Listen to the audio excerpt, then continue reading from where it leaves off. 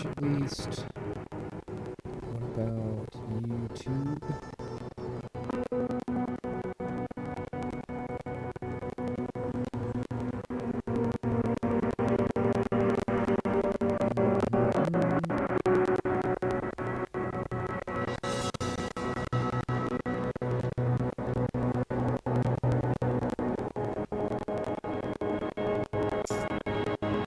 Okay, there we go. Looks like both are up. Okay. Now something weird happened about 3/4 of the way through my last stream. The OBS put me on mute. I don't know what happened. I remember I was nutsing around with the mic a little bit. I might have loosened the thing, but I don't think I did. So I'm gonna have to keep checking that. I mean, not that it really matters. Nobody fucking watching anyway, is there? It's okay. I'm not doing it for that necessarily. If that happens, great. I just want to do this live. I want to do this live just to say I did it live. This I'm talking about is going to take fucking months though, so it's going to be quite a while. I want to complete basically all the challenges in hardcore mode. I pretty much have, other than the most basic ones, like complete Act 1. There's no, you don't have to do it on hardcore mode, but that's not really a challenge, it's just playing the game. I mean, don't get me wrong, I appreciate those challenges, I do, because it gives you, you know, like a basis for where you're at, more or less. So, but I want to complete the hardest challenges, and in my opinion, the hardest challenge is reaching level 99 with a hardcore character. That's why it's a gold trophy. But I also want to complete beating hell difficulty with all the characters on hardcore mode. And you're talking to somebody that I never played hardcore in the old days. I never played hardcore at all. And now, like so many games, I am addicted to hardcore. I can't, it didn't ruin me for Fallout 4, but I can only play survival mode on Fallout 4, for example. Well, that's not hardcore. Hardcore in this is permadeath. That's insane on Diablo. You die, I've probably died more on Diablo than any other game ever. So that's why for me it's a legit challenge doing this. So I think I might want to get into some things tonight. I might actually want to go to hell difficulty. I don't know which character I want to do first. I'm kind of thinking I'm going to do like a phased kind of thing, or like complete Act 1 with one character, then go to another character.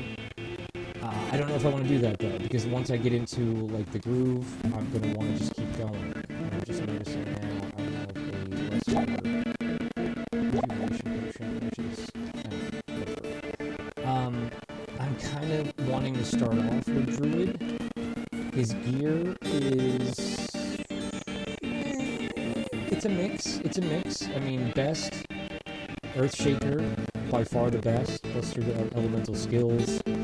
That is potentially an endgame item, depending. I'm sorry, I'm just checking on things. I want to make sure I'm not talking into an empty freaking mic here. Or I'm not, muted, whatever. Okay.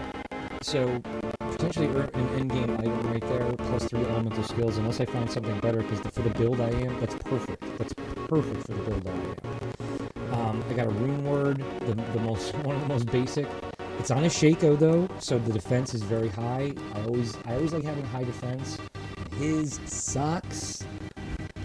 606. I think he's the lowest. He's officially the lowest. And then his resistances. Oh, no, actually, I forgot. I did put some charms on to get his res up. But yeah, Earthshaker, probably best piece of gear. Shaco with Laura on it. Then I have Skin of Viper Magi. I think literally every single one of my characters either has or has had this item. His amulets, it's pretty good. Plus 1 to all skills is nothing to sneeze at. And this is garbage other than the lightning resist. It doesn't do anything for me really. Light radius, of course. Man. This is a nice little belt. I consider, first of all, 12 slots. I like carrying lots of potions. Physical damage reduced by 13%. Again, that's not that bad. Everything else is kind of good defense. The mittens or gloves, I think they're good right now, and the only reason why I think they're good is the plus 40% maximum mana, because okay, once I lose these, unless I get something for plus energy, it's going to be a little bit of a struggle. But it's not, because all I'm going to need to do is use mana potion. I'm going to have to carry more mana potions. The only thing is, I hate having to carry more potions. It sounds silly, but anyway. And then his boots are they're good. They're good trash. They're righteous trash. Whatever. I mean, they're excellent boots. These are great boots. The only thing is, the only downside is the defense sucks. But 40% faster run and walk. These are good for any kind of build, really, because the 5 to strength and dexterity, that can help give you a boost to, if you need a piece of gear equipped and you don't have enough strength or dexterity, then that'll give it to you right there. The attack rating does nothing for me, but it's nice to have, whatever. And then lastly, I got Sigyn's Guard, which is a good +1 to all skills. So, and he is elemental or a tornado hurricane build, and man oh man, he just shredded through people. As soon as I respec, because I went Fury, and it was a huge mistake. I was losing my mind. It felt like every mob I was fighting, it was like chopping down a friggin' tree. Like, I'm just hitting them, whack. They will not go down, and I was stubborn. I'm like, I have almost full Alder's set. Alder's set is a melee build druid, or for a melee druid, or for a werewolf druid, whatever you want to call it. So that was the thing. Like, I really want to use this set. I'm only one piece away from the full set. The 2-piece bonus, just the 2-piece bonus, is 150% attack accuracy or attack rating.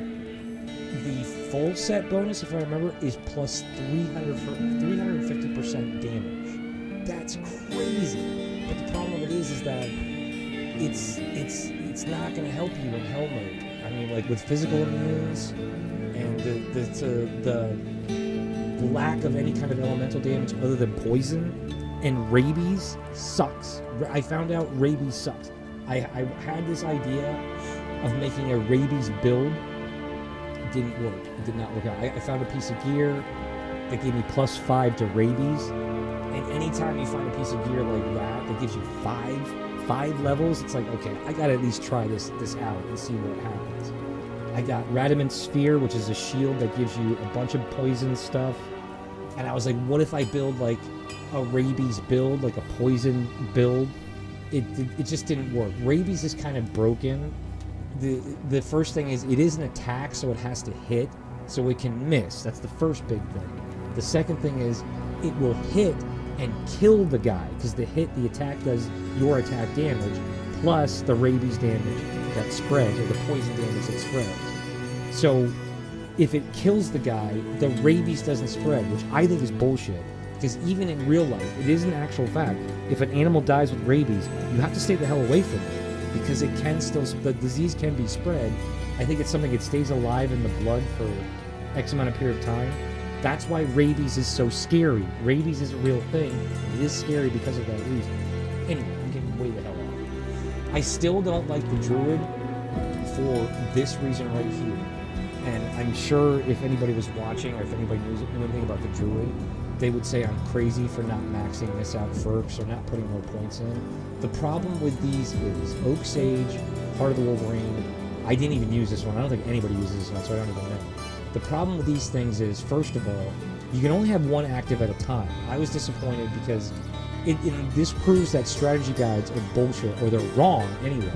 Because the one strategy guide said, you put points in this because you need it for attack rating and damage. It boosts both of them. But then this is like a main survival thing.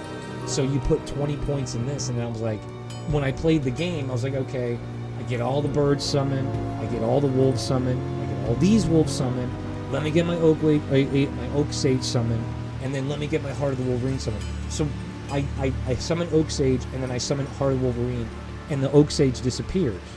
And I was like, wait a minute. So then I summon it again, and then Heart of the Wolverine disappears. So you can only have one of these active at a time. So the guide is completely wrong. It's not you. If you're melee build, you have to have Heart of the Wolverine. You need the attack rating, and you need the damage. And when that thing dies, you can tell the difference. You can seriously tell that your attacks don't hit and your damage is not as good. So, but where I was going before I went off on that rant, I do not like these things because when they die, you lose that. Like right there, plus 50% max life, okay? So when that thing dies, I lose half my life right there. That's crazy. Now, it doesn't take it off like you take a hit, but you lose it. So if you lose the Oak Sage and then you get hit like hard, the potential for dying just seems like it's so much greater. So I swore to myself on this run, I'm not going to defend, or I'm not going to focus or lean on it. I'm not going to lean on it. I'm going to have it on, but I'm not going to depend on it. So I'm leaving it as it is right now.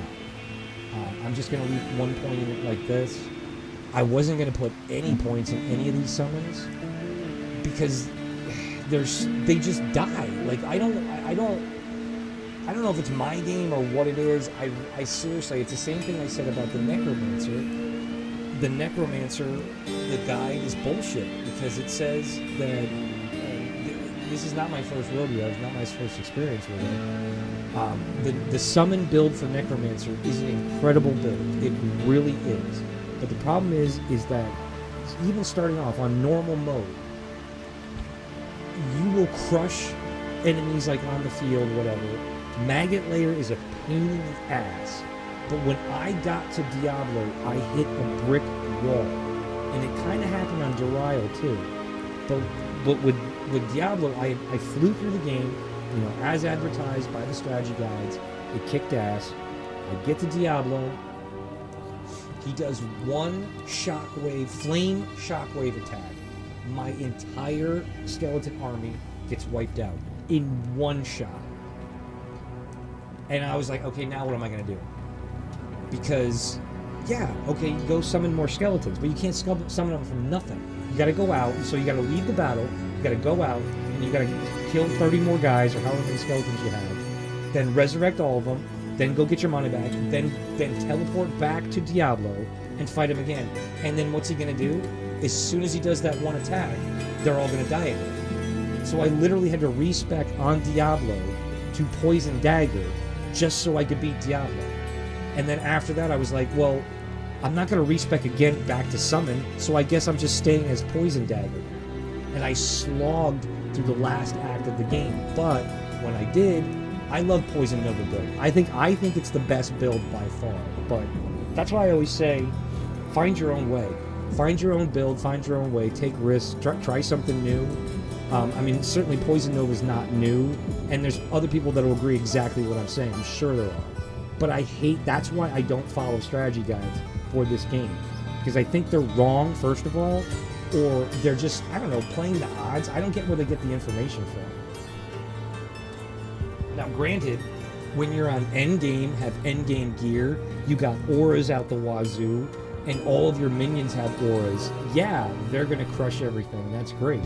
But I don't want to have to wait till I get to that point. Plus, I don't like the management. I don't like having to sit there and I have to, how many skeletons do I have? Okay, I can have 20 or whatever, and then I can have 5 mages, and then I can have this and that. I gotta sit there and watch and make sure I have all of them. I gotta make sure I keep resing guys, because if you get, next thing you know, you lose your guys, now you're gonna be screwed, because you're totally dependent on your army to beat everything.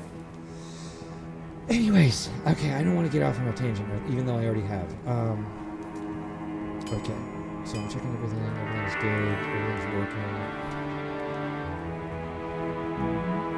My food is good. Lo mein. Red shrimp lo mein. Chinese food. I haven't had Chinese food forever.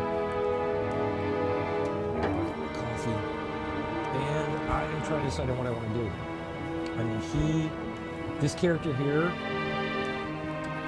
I think he's ready for hell difficulty. Rings. I cannot get any good rings to drop. Banked. Nagel, what? Yeah, not, yeah, of course, Monald Heel or Monald Heel, I don't know how to pronounce it. Nagel ring, that's like the 5th one I have. And a lot of it's attack rating rings. That one's all resistances, but I'm going to save that. Again, well, that's an amulet, that's not going to help. These are all amulets. I do have some pretty awesome amulets, though. Man, that's just... 2 Blades of Alibaba. I don't want to get off on that tangent again. I actually have 3. The first one was an ethereal. First time in my life I've ever gotten Blade of Alibaba. So they obviously changed something. Because I played for years. I played for years on the original Diablo. Never even saw 1. Now I have 3. So I'm spoiled. I'm like a little kid now. I do want my Talrasha set though. I had the amulet. I think, my opinion, the amulet is probably the best in the game for the sorcerers. It's plus 2 sorcerer skill levels. I don't think there's anything that's better than that. Okay, so he's probably okay. He's good with resistances. He doesn't really need them because he's got that beauty right there. And that, it kicks, I mean, it doesn't show up here. That kicks butt as far as, it really does, as advertised, absorb a huge amount of damage. The only thing is you have to pay attention, and you have to reapply. Like, I forget, you go through getting a couple scuffles, and you don't realize, like, there might be 10 points left on the shield or something like that.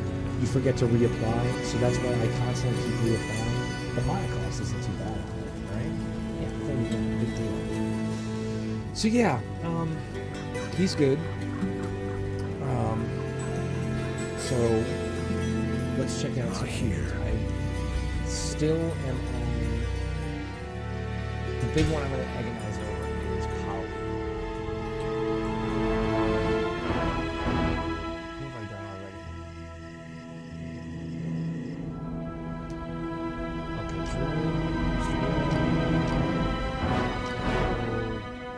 Those are. Oh, my sorceress still has. So I gotta check this one. Out because this is the one I'm agonizing the most. This guy, he's carried the team. He's carried the whole team because I lost almost all of them. I lost all of my high-level hardcore characters, and it was from grinding. Every single time, I was like, okay, I'm gonna grind this. Bam, character died. Okay, great. I gotta start over again with that character. Alright, so he has kind of the weirdest setup, but it's kind of common for what's been going on with my characters. He has like some of the like end game gear, but he's also got like beginning game gear.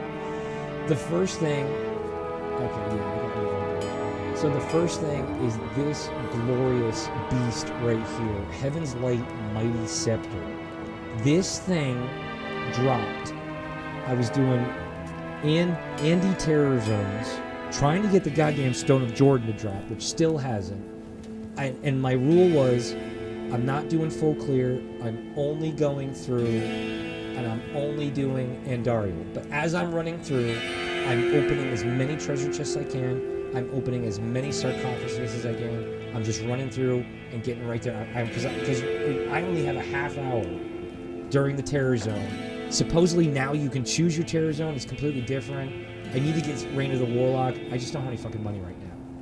Anyway, my rule was run through, go straight to Andariel, open every single treasure chest, open every single sarcophagus, running through, bam, this thing drops. And I saw Mighty Scepter, and I know that's the highest level of that class of weapon.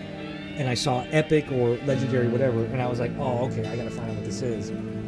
Identify the thing, and I shit my pants. I mean, like, look at this thing. This thing is incredible. Right there, just +3 to paladin skill levels. Right there. I mean, before I'm ahead of myself. Look at the damage. The damage, 140 to 182. Now, what I was using was that. I was using Alder's Rhythm with those sockets on it, or those gems. So 60 to 93, it's double. It's double at both ends, the minimum and maximum damage. It's double. So that right there alone is enough to be better than Alder's Rhythm. Not really, but it is. But then +3 to Paladin skill levels, increased attack speed, minus target defense, blah blah blah, crushing blow. The only thing is, and this is my curse with this game, what am I gonna socket in? Because I want to socket right now. I want to socket. What? Don't I have some? Yeah, I want to socket an aim. I just want to put Amethyst in it right now, and then re-socket later. But I'm kind of worried about it. I feel like as soon as I do that, a really awesome rune is going to drop. Like right now, I have rune. I love to put that, or don't I have Crushing Blow?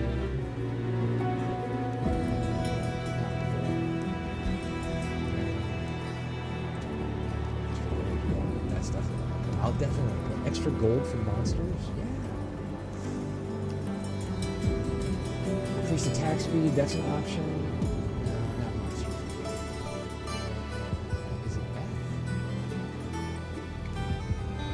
Yeah, there we go. That's a possibility also. But the thing of it is that I'm afraid to put those on and then something really awesome is going to drop. I think I'll be okay for attack rating. I'm worried about Polydor. I really am, because I went with Freezidin, and it's the first serious Freezidin run I've done. My favorite build for this character is the Zeal Fanaticism build. It's so much fun. But that, in my opinion, that's not a hardcore build. You're gonna have serious problems. I mean, depending. It really depends. You're gonna have serious problems, and you're gonna have problems with crowd control. You're gonna have problems with survivability. But again, that depends. I mean, it's absolutely, Fanaticism Zeal is an absolutely viable build. But for a hell run on hardcore, especially since I'm trying to get to level 99, and I haven't even decided which character I want to level to 99, because I'm not doing it with all of them. Maybe I will, maybe. But this character I'm worried about the most, because he carried the team. He's the first character to gear the whole team, really. And I'm just worried he's not going to make it. But his gear is pretty good. It ranges from incredible to meh, but I have justifications here. So first of all, the weapon. Probably the most important thing, honestly, for a melee build, of course. So that's great. This is the one I'm torn about. This is the one I'm going to rack my brain until the day I die. Shaft Stop. I love this freaking armor, okay? The defense is very good. That's hell level defense, right? 644. It's not great for hell. For nightmare, I'm practically physical immune. Almost. Not really. That kind of, whatever. But for hell, I think it's acceptable. The plus 60 life is very nice. Physical damage reduced by 30%. That's big. Plus 250 defense versus missile. I hate the arrow guys in this. I hate them.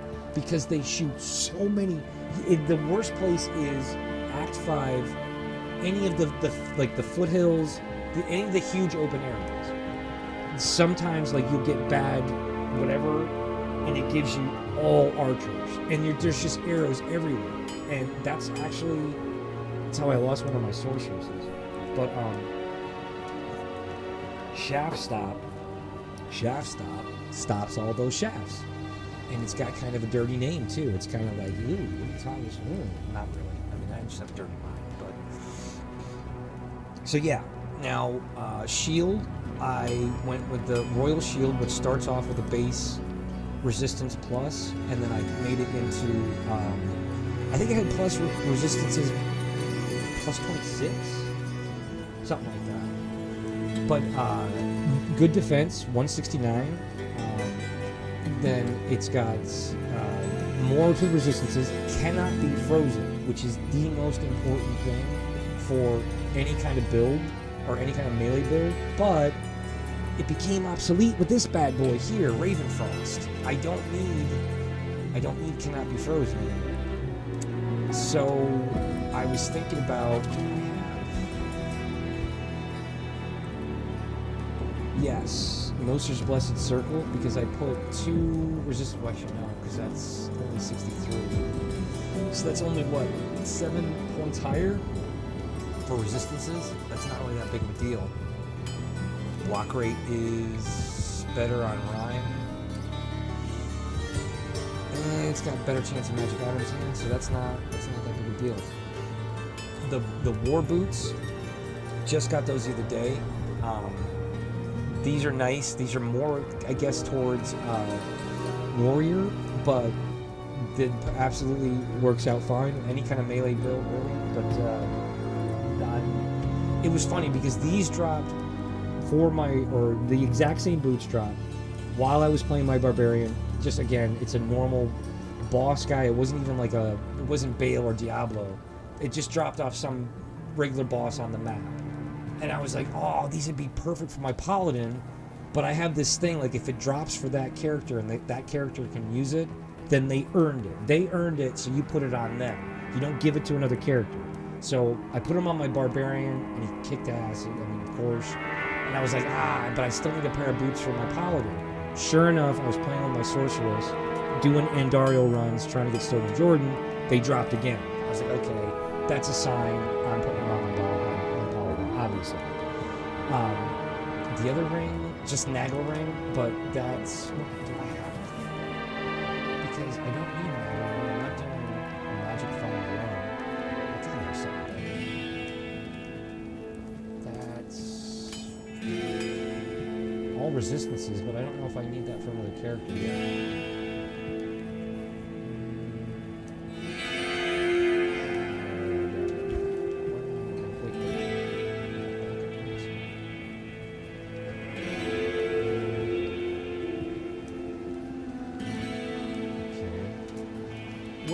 Okay, that's why the rings are weird.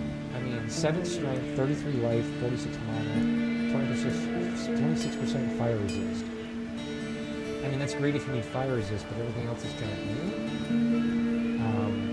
of see, look at that. I mean, the difference between a level 13 and a level 60. That's why this game drives me insane. 1 to maximum damage, attack rating, dexterity, mana, lightning resist. This one's maximum damage, strength, life, mana, fire resist. But the percentages and numbers aren't a huge difference. I mean, there are plus 7 strength versus plus 2 dexterity, but still, that's a level 60 ring. That's a level 13. They're almost exactly the same. Okay, so where's my other rings? That could be interesting. In life or half freeze duration.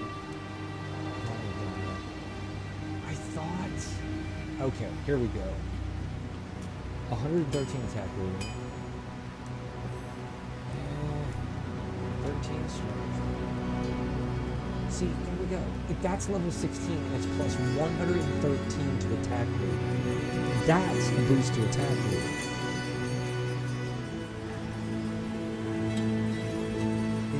Better than Nagel ring. I don't need it right now. That's a magic factor. I mean, it's a great ring. I love Nagel ring, especially when, you know, like early. If I was level 7 and that dropped, I'd be like, yes. I mean, plus 7 to attack rating, magic reduction or damage reduction for melee and magic. Sure, that's awesome. But like this level, no, it's trash. It's a magic fighter.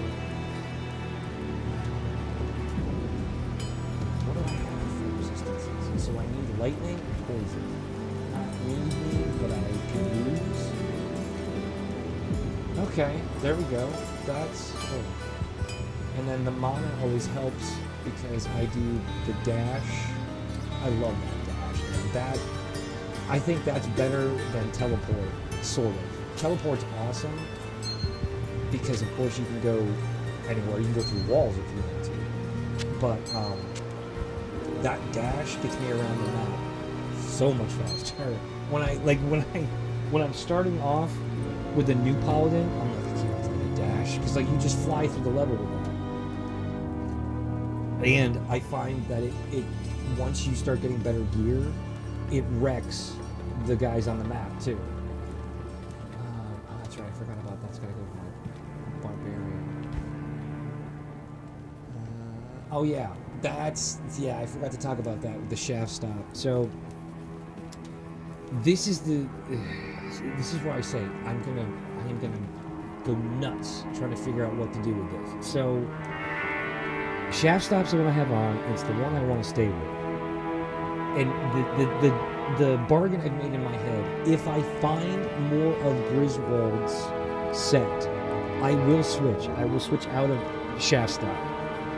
The reason why is because, okay, the defense, that is hell difficulty defense right there. 940, clearly. This is a hell piece right here.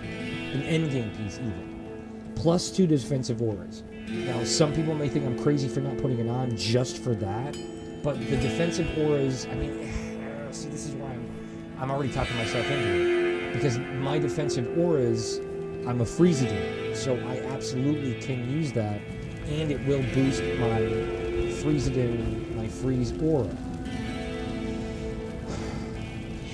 See, now I'm talking myself into it. The only problem is I hate arrows. I hate the arrow damage. I hate how it's so sudden. I lost my Boazon to a volley of arrows. The irony of it.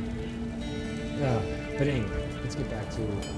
So, plus 2 defensive auras, 500 defense, we already talked about defense. Plus 20 strength, that's going to help with melee damage.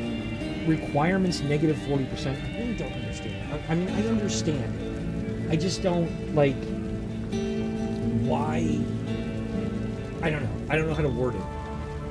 I don't know how to word it. I really don't. Like, why do they even have it? I just... Whatever.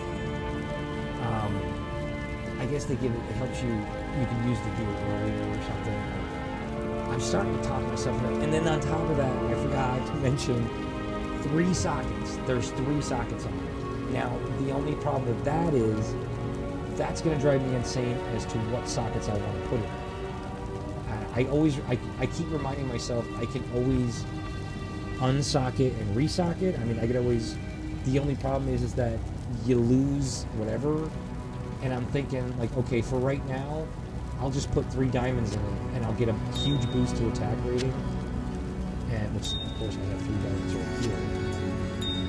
But then my fear is I do that, and then something like runes will drop or something will drop, and now I'm out 3 diamonds, which isn't a huge deal, but like when you remove them, when you remove the gems, you lose all 3 of them. So say one really awesome rune drops, like something like, oh, that's perfect. Now I have to dump all 3 of those diamonds, and I'm putting 1 rune in. So now I have 2 other slots. So what do? Fill those slots? Well, now another awesome rune drops. Well, great. I have to dump all of them and the rune I just put on there. Like, so it'll get you into this spiral where it's like, I'm constantly just dumping this off. Or I could just leave it as is and just don't put anything, which is what I'm thinking about doing. So I think the bargain I'm making with myself.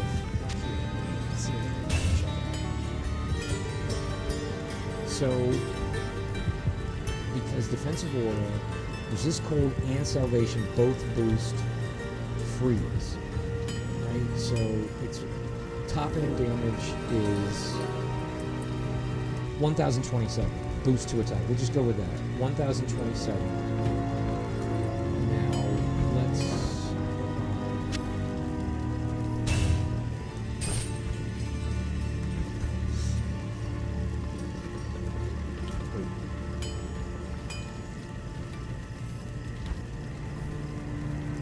Okay, so it doesn't show... Okay, I probably should have put it on there. Whatever. So we'll say 410. 410.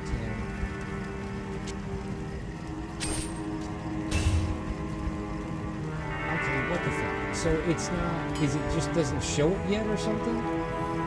Because if it adds the +2, it should be... Why this game drives me crazy. So if it's +2, and then for every level of resist cold, it's 50. So it should be 30% more damage. Why is it not showing me? Is it gonna do the thing? It's gonna make me do the thing. I gotta walk out of the fucking village, and then I gotta kill something.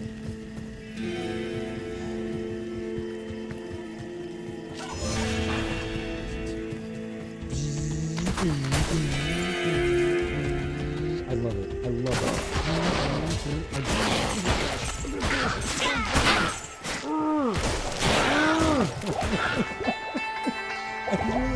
I really want to go to...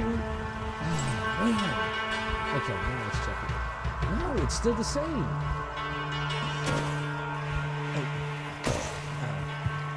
Look at that oil. Look at that oil.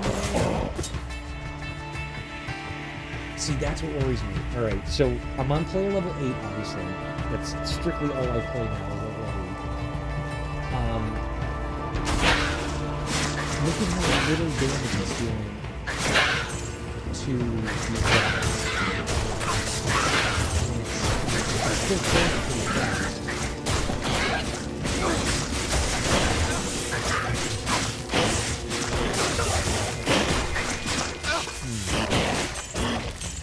Okay, I mean, it's annoying because it's what I figured out. It's why I did cows one time, and it took me like 3 hours because I was just literally doing this. I was literally like just taking steps and then walking around real slow in circles and then literally herding the cows all around.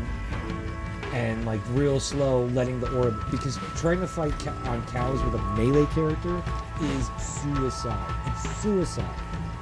Alright, so this is kind of freaking me out because I feel like it's not calculating the damage. Or is this cold? Unless I'm losing my mind.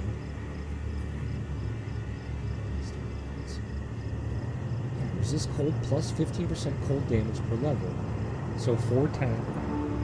Unless does it peak? That doesn't make any sense though, because maybe it peaks. If that's the case, then fuck the armor. I mean this armor anyway. That's the thing. Like I've been playing this game for decades, technically. I mean, I first played it, the first time I played it I was young. It doesn't really remember. I don't really remember. Then they re-released it for, like, Macintosh, and I had a Macintosh at my job, so I was like, nobody will know. They only use Macintosh at that all because that was great. But I bought it for the Mac, and I'm pretty sure that was when Blizzard was exclusively... It doesn't. I've owned many different versions and copies of this game.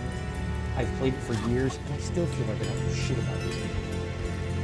So, what I'm thinking is, considering it's not showing me in the stats, what I'm thinking is it boosts this.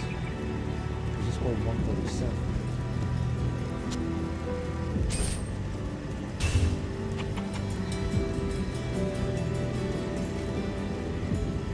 Wow. So 2 levels only brought resist cold up 1%.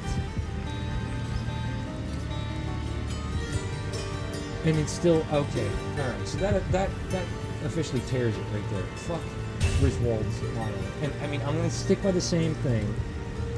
If I find at least one other piece, or if I find another piece, I'll consider it now. I mean before I said I'll put it on if I find another piece to the set. But now, the only benefit I could see now would be if I respect. Even then,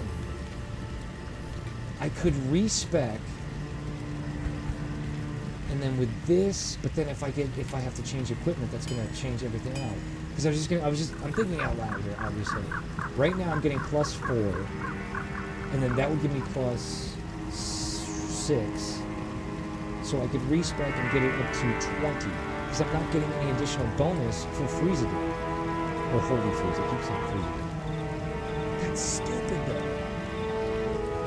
Unless the game's broken. Anyways, alright. Let's get back. Just going over gear. I have Face of Horror. And this is kind of, I'm sure there's people that go, why the hell do you have that on? You don't want them to run away. But I kind of do, because with Holy Freeze, they're running at me and they're freezing. Then I'm walking up and I'm hitting them. And as long as they're not cold immune, this works out perfectly. I'm hitting them, and then like half of the guys I'm hitting are running away. So I don't have to worry about them attacking me. I don't have to worry about damage. Then they're frozen running away. So then all I have to do is keep hitting the guys that are still attacking me until they die. Then I just walk up and as they're running away, I beat them all to death. So that works out as it is. I got my war boots. I was talking about this before. Got those. And then lastly, Sigyn's Wrap and then Sigyn's Gauge. And this works. This set is a nice little set. That's why I'm one of the reasons why I really like this game. It drops often. You always see at least one part of this set going on, even on normal mode. And look at the stats. I mean, 170 defense for a belt. You get 12 slots. 20 to life is not great, but it's something. And then fire resist 20%. Just the one set bonus. And look, just the 2-piece set bonus. I'm getting 160 additional defense and 10% lifesteal per hit. Now, the gloves, the defense is not great. 20 to attack rating isn't awesome, but it's good. 10 to strength is decent. 30% increased attack speed. That's big. That's huge. And the 10% lifesteal per hit. So, I'm going to have to find something. It's going to have to be something good. And you know what? I'm not getting good glove drops. I haven't got anything really.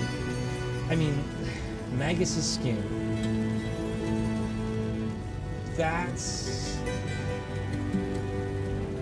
Nah. So I'm losing 10% attack speed. I'm losing 10 strength. I'm getting attack rating, but not a lot. I'm losing my lifesteal. Lifesteal, whatever. And then I have, what, Venom Grip? Yeah, Venom Grip, which I don't even know. These have dropped so many times. I don't know why I'm still holding on to these. The one, like, wild card I have is Talrash's. This is such a weird piece because I have said this piece can work for literally any class. Any class can use Talrash's Death Mask. And the weirdest thing about it is, from the first 2 stats, when you look at it, just by the first 2 stats, this is not a sorceress mask. This is not. Because why do you need Mana Steal and Life Steal for a sorceress? They're not attacking anybody, and not with melee anyway. But then all the other stats justify any build. I mean, the all resistance is 15. That's my favorite. I'm a resistance freak. Like, I want, even on hell mode, I want 75% resistances all across the board. I want that. It's not easy to do. But then 60 to life, 30 to mana, the defense is great. This is something for everybody. The only thing I notice, and I'm starting to notice it more, is durability. It's only at 20, but I don't know. What is my durability for this mask? Yeah, so that must be standard for death mask.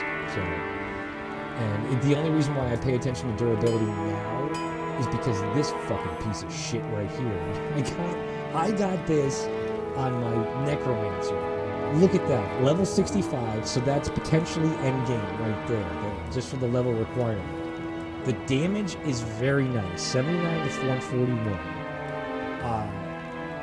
106% damage to demons, and 289 attack rating against demons. So right there, what is it, a third? A third of all the mobs in this game are demons. So right there, that's going to help you against a third of the mobs right there. Then 250 to 500 damage. So that's weird, because I remember somewhere that Demon Spawn are resistant to fire. I know for a fact Devilkin, the little guys with the shamans that raise them all the time, Those guys are immune to fire on hell. All of them. Every species of Devilkin is immune to fire, which broke my heart when I took my fire sorceress to hell difficulty. That it shattered my soul, man. I was like, no, because I hadn't rolled a sorceress. I haven't gone to hell difficulty in so long. Most of the time, like, just out of nowhere, I'm getting off on a tangent here. I found my parents have an old computer, and it's one they've had it's since 2006, so it still has the old Microsoft OS on it. Like before they started messing with everything, like there was somebody that my sister's friends with. He's a computer nerd, and he was like, if you ever want to get rid of that computer, you tell me, because it still has blah blah blah operating system on it. Well, I found it. I dusted it off. I'm like, I want to see if it works. Booted it up. Sure enough, Diablo. Well, other than all the other shit on there, I had Heroes of Might and Magic. I had all these classic games on here. I'm like, I'm never getting rid of this computer. I'm never gonna get rid of this computer now. Sure enough, Diablo 2, Lord of Destruction, and Diablo 1, I had both on. I booted it up, and I had they weren't my old characters that I had that were level 99, but I had characters that were still saved on. So I started nutsing around playing with it. But I always get to the point where I get to Nightmare, or I beat Nightmare, and then I go to Hell difficulty. And the difficulty spike is so much bigger, and I'm like, I don't want to grind through this whole thing, and I don't want to do it. So I just stopped. So it had been so long since I'd taken a Fire Sorceress to Hell difficulty, I forgot that Devilkin were immune to fire. And it was a huge, huge mistake. I didn't have any backup. I didn't put any points into Blizzard or Ice or anything like that. I was strictly a Fire Sorcerer. So I'm like, okay, I'm screwed. But anyway. I put this sword, where I was going with all that, I put this sword on my Barbarian, and I was expecting big things because of the damage, the fire damage, and everything else. And this is right after I had respec to Whirlwind, so I was crushing guys. I put this thing on, and I swear to God, I was doing less damage, and I had dual head strikers. They're awesome, but they're only level 39. So I was like, okay, the damage on this was better at the time. I was at level like 60 something. Now head strikers do more damage because their scale, it has the damage per level, and then like deadly strike per level or something like that. Long story short, first of all, the damage was not that great. Also, I had to repair this sword every 5 minutes. I was constantly having to repair it because the durability is only 22. So it's not a great sword to have for a barbarian or for a melee build, which is really weird because it's obviously what it's for. I mean, it has one socket on it, so are they like, yeah, go ahead and waste your Zod rune on this, but now that I've used it, I'm like, I'm not using Zod rune on that piece of shit. I mean, look at the Blade of Alibaba. Durability's 32. I mean, it's not awesome, but it's better than 22. I won't be repairing every 5 freaking minutes. Alright. Anyway. Excuse me. So, ranting is overrated.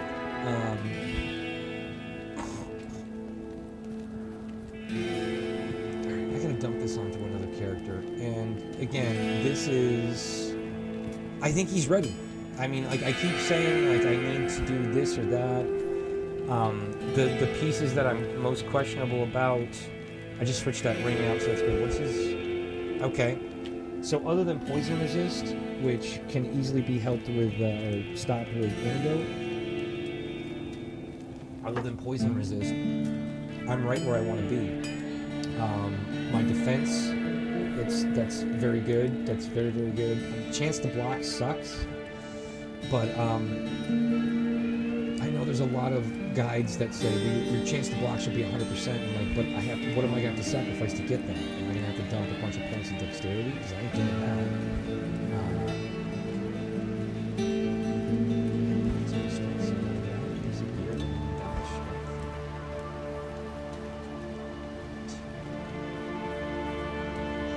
I used to put some extra points into strength for no reason. Oh no, that's it right there. Yeah, 125. And then I must have 175.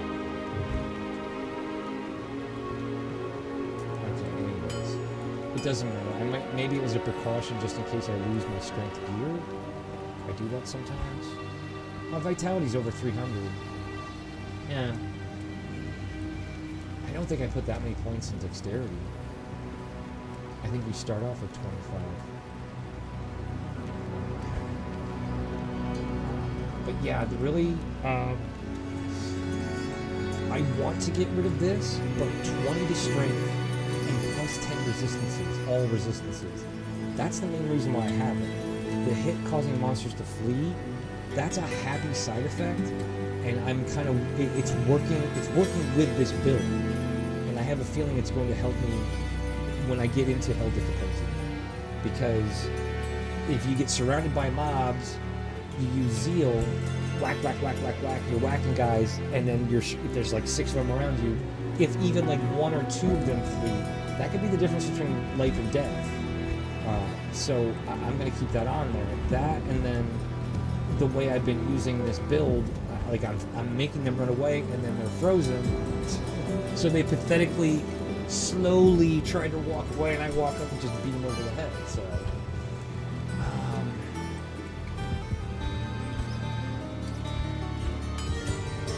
Yeah, so I think he's ready as is, other than having to throw a few sockets in that, or through a few gems. Might want to wait though, just because, see, this isn't fair because I don't have the boots, and the boots gave me a huge attack rating boots, but without the boots, yeah, my zeal is way higher, damage way higher.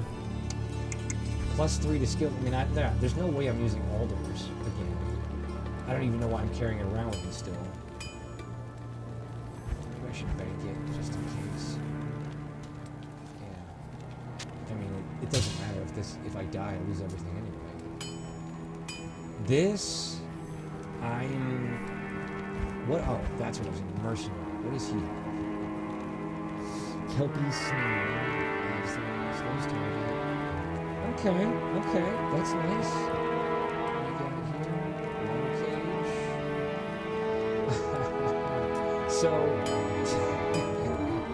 So he has hit causes monsters free 40%. Plus he has a face of horror also, which is hit causes monsters 50%. So he has a 90% chance to make them run away. I have a 50% chance. So we're just scaring the shit out of everybody, and then just poking. He's poking them while they're running away, and I'm beating them over the head. That's awesome. Okay. He's one of my he's almost there. So, what about charms? See, I don't even want to carry that around because I mean I'm gonna anyway.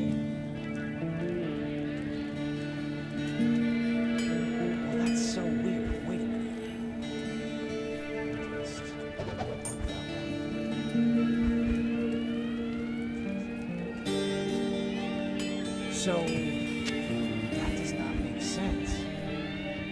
It went up 1, and it went up 1%. Because it was 135, and now it's 136. Now this is plus 2, so it should be up to 138. Because I'm getting plus 2 defensive rolls. But it's only 137. This game doesn't make sense. If it went up 1 point, and I got 1%, but then I get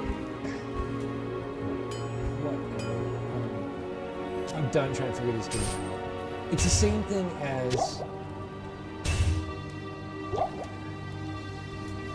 it's the same thing as crushing blow, deadly strike, chance to open wounds, ignore defense. Like, why do you have so many stats? And some of those stats are super rare on items. Not super rare. I don't say that. I mean, like, you don't even know they exist. For, like, the entire normal playthrough, you don't see any stats for, like, chance to open wounds or something like that. So then you finally get something, and, like, what the hell does that mean? Like, what is chance to open wounds? Is it, like, a bleed effect? Okay. Well, how much damage does it do? If you open wound, now there's a bleed effect. Is it a percentage of the amount that I just hit him for? Or, I don't get it. What is it? And then Prevent monster heal. What does prevent monster heal mean? Is that the thing where, like, if I get into a fight, I gotta go get more potions, I teleport out, and then I buy my potions, it takes, like, whatever, too much time, it takes, like, 5 minutes, and then I teleport back, they're gonna be fully healed? Because it doesn't seem like that happens.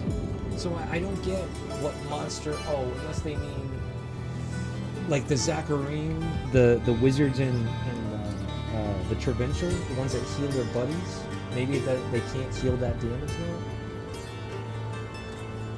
I want to look this stuff up, but at the same time, I like the mystery of it. God damn you, AI viewers. Fuck off. AI viewers, streambooze.com can go fuck itself. I don't want no add to restream block list. Yeah, we'll do that. Fuck you. Fuck you and your fucking AI. I reject AI in all its forms. I tinkered around with some of it. Just, I don't know. I don't like it. And then also, I don't like the way it looks. Like, I can always tell when it's AI now. And I'm getting a little bit discouraged from streamers that I've watched. I don't want to name names, but there's two brothers that have a YouTube channel, and they put up all kinds of crazy videos, car chase scenes, police shit. They put one on of a woman complaining about working at Starbucks, about particular people and whatnot, and I'm watching it, and their reaction is that this is a real woman and she's really complaining about whatever, but I could tell it was an AI generated video. It was well done, but I could tell because, first of all, her face was completely straight, and they're doing the thing where, like, they look this way and while they're talking, because they're like blah blah blah when they talk, and then they look this way and then they look back. But the thing of it is that they always look the same speed, and they don't go like this when they look. They only look with their eyes. Nobody does that. And then your head moves around when you talk. So I was gonna leave a comment like, okay guys, that's obviously an AI generated video. And then the next I watched, it came up like, you know, the next video in 5 seconds, 4, 3, 2, 1. So then I just let it play, and that next video was also like, I could tell it was an AI generated video. And I was gonna say again, like, this is an AI video. Then I realized, I'm like, they know it's AI generated. They're just doing it for the content, and they're pretending like they don't know it's AI.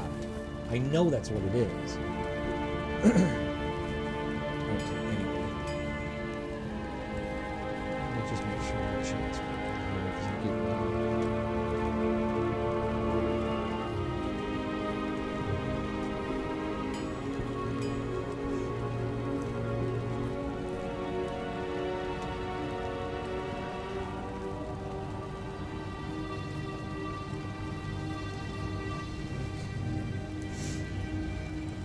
Alright, so Twitch will not allow me to block.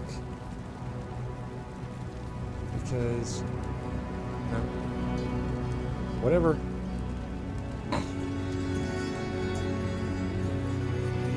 Okay,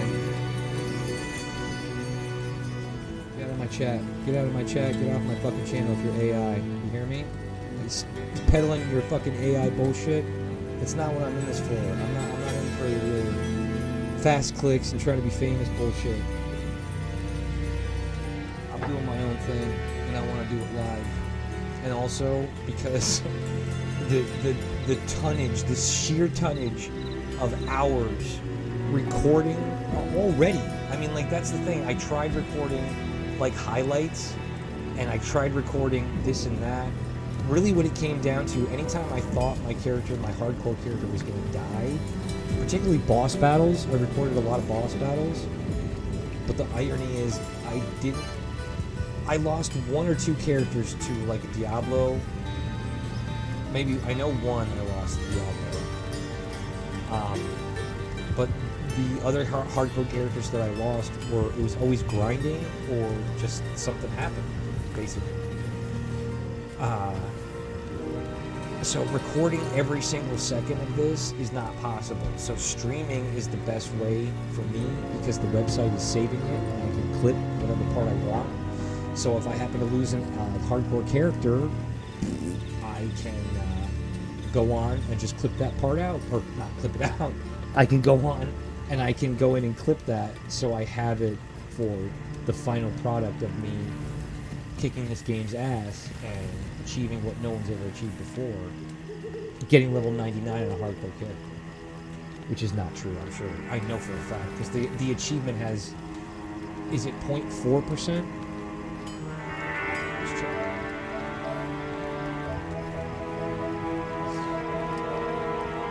No, I cannot.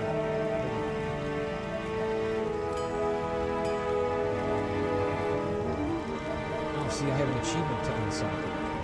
So maybe I should throw some sockets, or throw some gems in this mace that I have. Because I can always, I still have to do the, I still have to do the achievement for it. That's the whole point of what I'm fucking doing.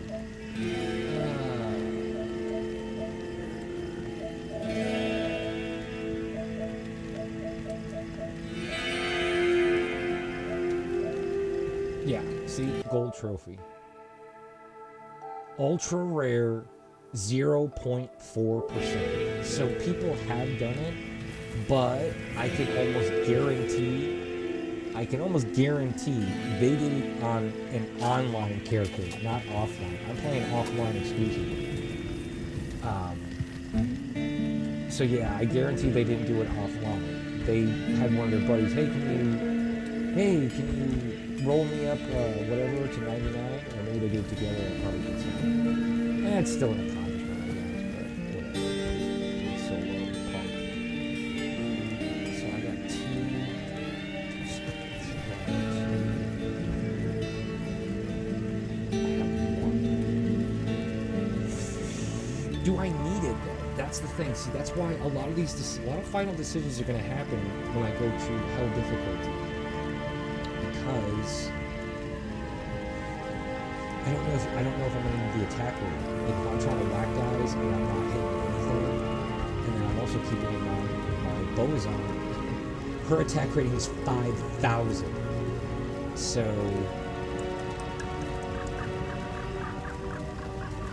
I probably shouldn't have put those gems, but I think I gemmed her bow up.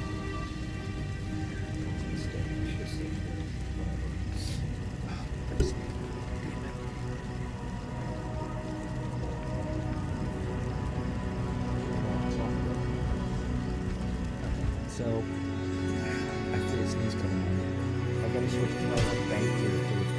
Or one of my bank characters, I should say.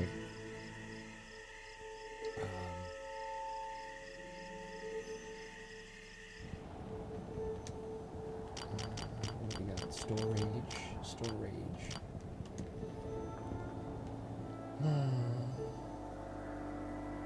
I keep waiting for Andariel or an Andariel Terror Zone. It's not coming up. I'm getting all the other shitty ones. I was thinking about doing some light grinding with my sorceress because she still has her magic find set on. And I think I'm just going to leave her as is for now. She's going to stay a grinding character on Nightmare mode. Oh, shit. Oh, wow. He's full. He is full up. Excuse me. Oh, that's more. That's a full house.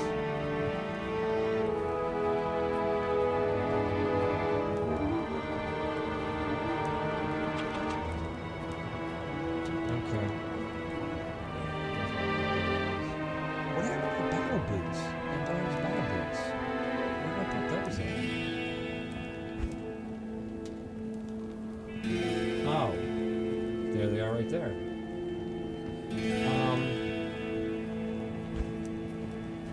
Okay.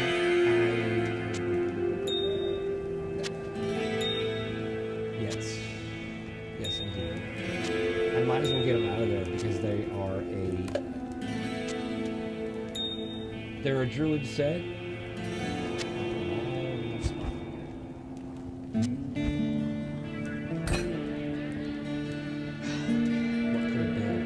Seriously considering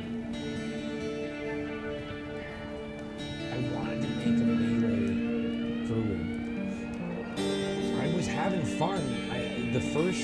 the second hardcore druid I made, I was grinding with my sorceress, so I had player level 8 set. I went back to my druid, forgot to reset the druid or the player count. So I was still playing at player level 8. I was on my Fury Druid, and I was going through Act 2. I thought I was at the beginning of Act 2, so I thought I was past the sewer part and into the open world of Act 2. So I immediately just walked out and I started fighting guys. And I wasn't doing full clears, I was just going through the level. And I thought I was going to the Dry Hills for the Haraji Cube, and then when I got to the Dry Hills, I remember, something reminded me, I was like, wait a minute, check the quest log. And it turned out I was at the Far Oasis. I was at the Maggot. I was supposed to go to the Maggot Lair. That was the next part of the quest. So I had already fought my way through to the Dry Hills, which I'm just giving that as a perspective because I fought guys and I killed guys. And the fight there, I swear to God, it didn't seem that tough. Like I wasn't crushing guys, but I was going through at a steady pace. So I went through all the Maggot Lair. I fought all the way through the Far Oasis. Then I fought through the next part to the Lost City, the Valley of the Snakes. And then I did the snake quest where they blot out the sun, killed them all. It wasn't until I got to the Arcane Sanctuary that I was like, Jesus, this is getting rough. It's like trying to chop down a tree, man. Like every mob was taking so many hits, and I'm like, I'm gonna lose my mind. This is gonna take forever. I'm only on Act 2. I'm starting to get really discouraged. And in the back of my mind, I was like, man, I'm leveling up really fast. And by the time I got to Tal Rash's,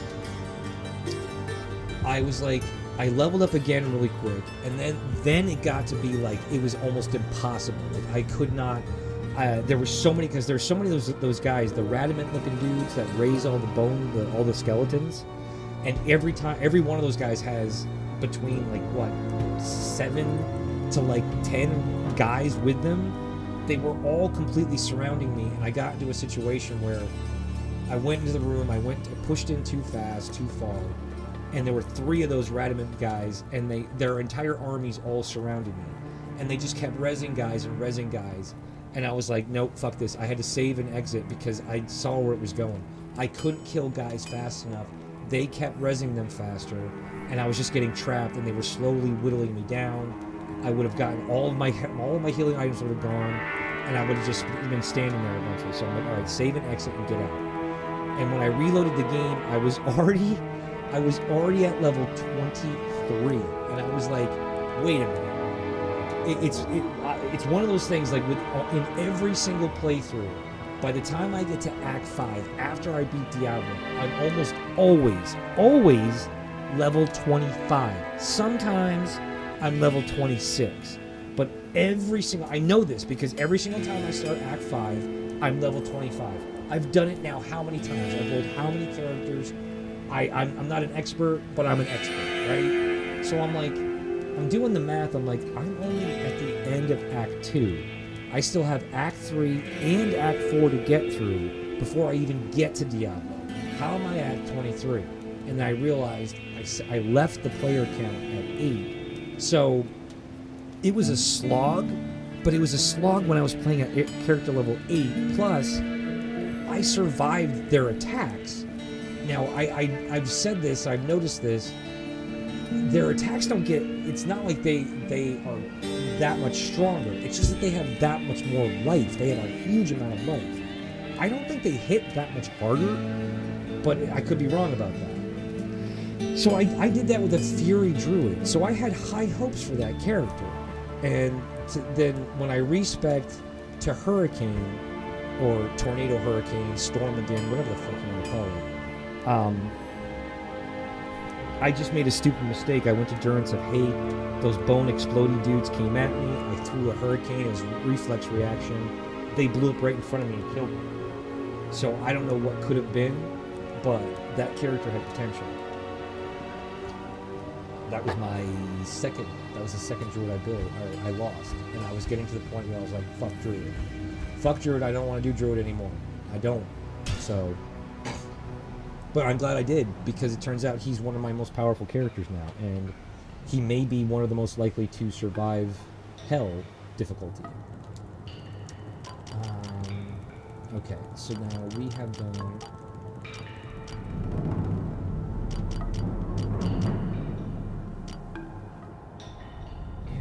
He's just about right. I'm pretty sure he's ready.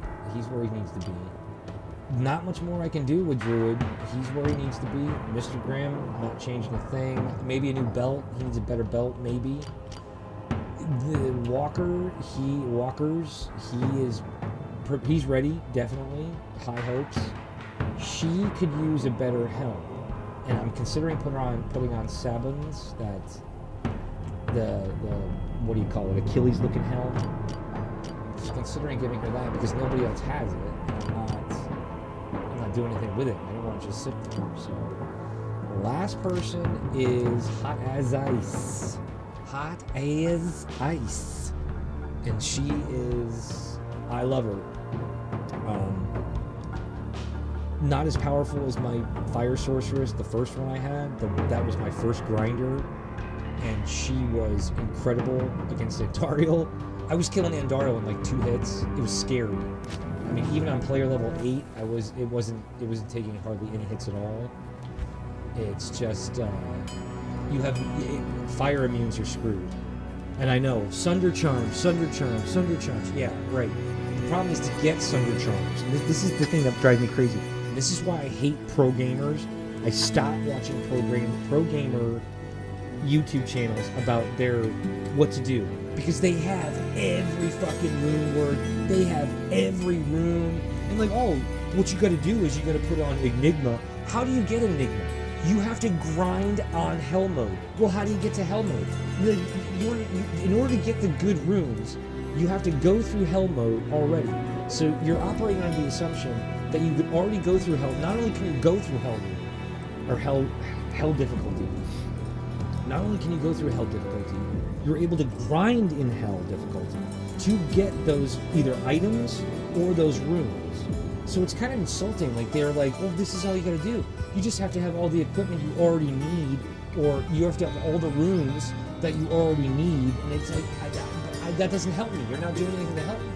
I want to see you go through the game with the gear I have. Like, I want to see you do it without all of the best gear in the game, right? Anyways, she needs a little help with her. Another reason why I'm hesitant is, so her boots are just kind of basic. That really doesn't do a whole lot for her. This helm is incredible. This is awesome. So the obviously defense, vitality is very nice, but then the 3 resistances, and then physical damage reduction. I have the standard Mage Fist for her fire skills. I have this, but I'm not respecking because the dexterity is super high, and I have, well, okay, I'm considering. Nah, I don't know, because here's what I'm looking at here. I get +3 to fire skills, and then I still have my +1 to all skills for my Splendor Rune shield, right? But my alternate is this.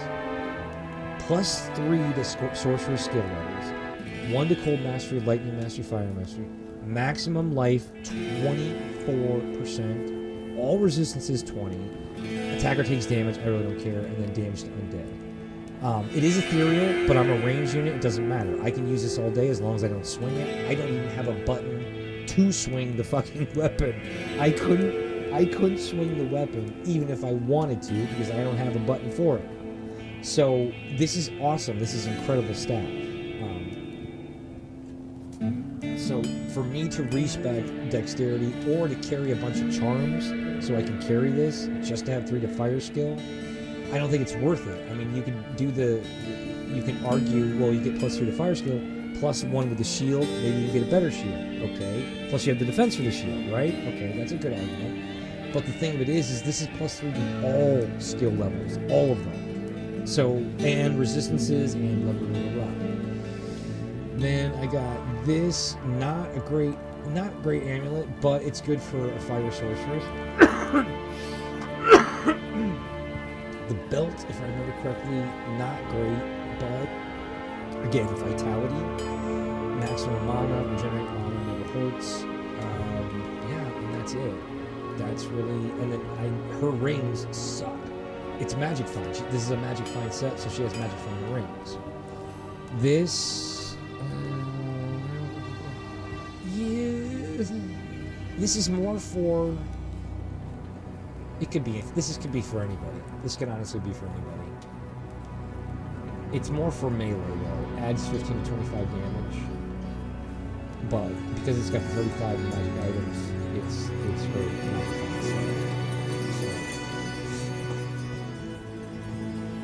Yeah, that one's got 12 slots to go. Yeah, and then of course she's got Skin of the Viper Magi with her socket. I used one of her sockets for the quest. Just check make sure I'm not stupid. Okay, good. It turned off all of a sudden for some reason. Yeah, so I kind of need some tweaking on this. That's why I'm gonna keep her right where she is, and I'm only gonna do grinding with her when I can get. I want the Stone of Jordan, damn it. I'm so worried. I mean, I'm not that worried, but anyway, I'm worried that the one of the last achievements I'm gonna have to do is both the gambling one, because you have to gamble for a unique item. I thought it was a unique ring, but apparently it's any item. You can gamble for any item. Not that it really matters. I mean, you might as well just go with it. Look at the prices on some of these freaking things. I mean, that's the cheapest one so far. 100 and oh wow! Really? 133,000 for a breastplate? You're crazy. Yeah, I mean, so your best bet, since all the rings I get suck, since all the rings I get are terrible, your best bet is that, but the odds will improve once I get higher in level. It just sucks because, no, Magic Find is not a factor, that's right. Magic Find is not a factor in gambling, which is kind of shitty, but I guess it makes sense, it's as the level. Okay.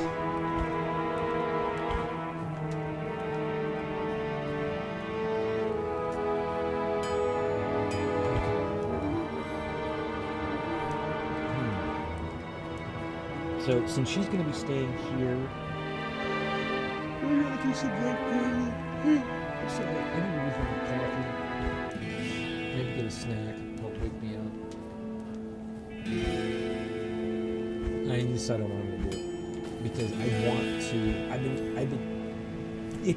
been itching to go to Hell difficulty. But I'm just so worried, because I've gone there too early before. Like as soon as I beat Nightmare mode, I go right to Hell level. I'm like, yeah, this is a mistake. This is a serious mistake. Ooh, it's Blood Moon. Ooh, Blood Moon. The other thing I haven't talked about yet also is that I need to get used to the setup.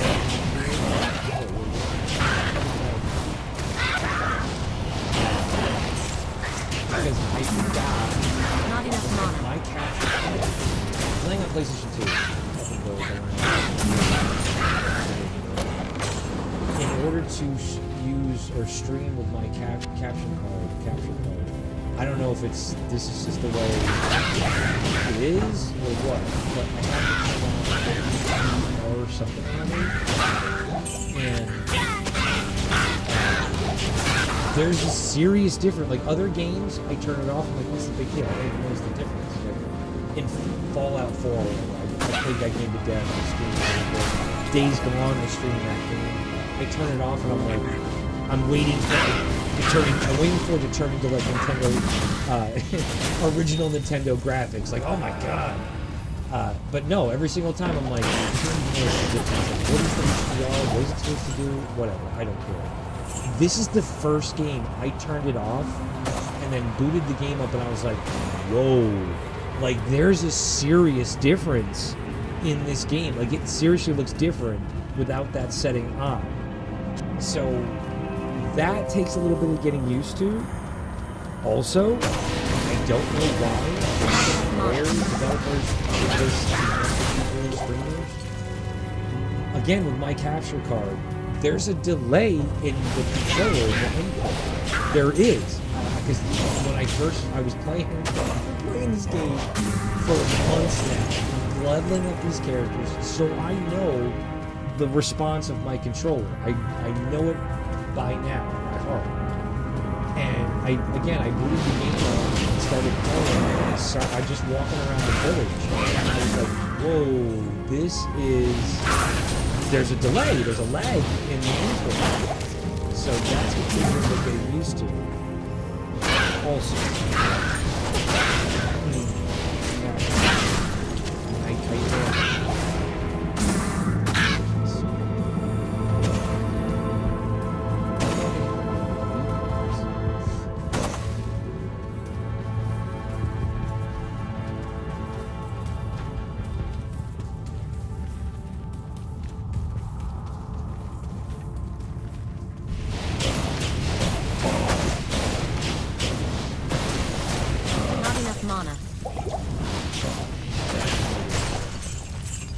maybe it's just I'm not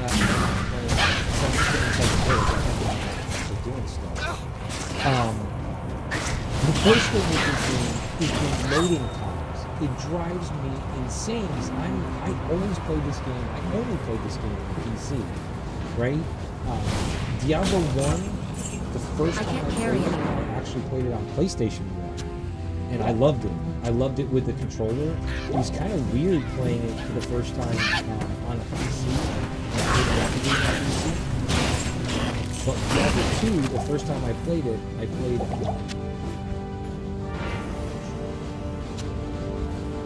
a PC. And I kind of wish I would have played hardcore then because it was so easy. In order to get to the escape thing, or in order to avoid death. If you think you're gonna die, just hit the escape. You hit escape, it immediately goes to the save screen, or it's a pause screen. You immediately go to the pause screen, everything stops, just hit save and exit, you're fine, right? This game on PlayStation 4 is different. In order for me to pause the game, I have to hit pause, or I have to hit options, which is the pause button, or start button, whatever. So I hit the option button, but the game's still going, right? Because now I'm in the inventory screen. It always goes to the inventory screen first, unless there's a quest thing up, then it goes to the quest tab first, right? So in order for me to hit the save and exit screen, I have to hit pause, then go over 3 tabs. Now the game is paused. There's nothing going on in the background. There's nothing going on here. There's no mobs moving around. Nothing can hurt me, nothing can attack me. I've done this in the middle of a horde of guys coming after me. You're fine. And then I can hit save and exit, and I'm rescued, right? But you have to be fast, like boom, right? And you're doing that in a panic moment. On the PC version, in order to do that, I just hit escape. Boom, I hit escape, I go right to this screen, or some variation of, like in the original Diablo 2, you hit the escape button, it pauses everything, and you just hit save and exit. I've done that before, and it saved my butt. Again, I wasn't playing on hardcore mode, I was just playing on normal mode. The reason why you do it there is so you don't have to run all the way back to grab all your shit, although all you have to do is save and exit the game and come back and all your stuff is there. So, alright. Den of Evil, this kind of sucks because I think there's only one elite mod in it. But at least you're guaranteed one elite mod.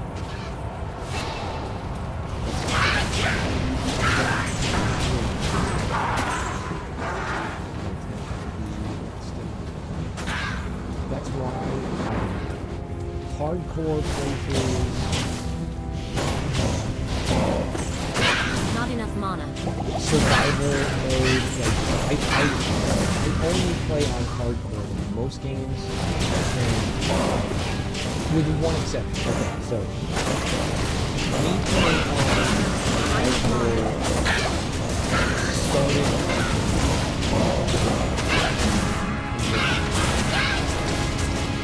Hardcore is always the hardest difficulty. If you die once and you're dead, that's it. I can't carry And for a anymore. game like Diablo where you can die I am and overloaded. that's very intimidating. Most other games, like I guess hardcore, it just means harder or different kind of difficulty. One of the games like that is Fallout 4. And I played that game for years, quit playing it for whatever reason. It was either the expansions came out or something, I don't remember. I started playing it again, and they were the option for survival mode. And the message that came up, it was like it was the hardest mode. It adds additional challenges. The monsters are stronger. Blah blah blah.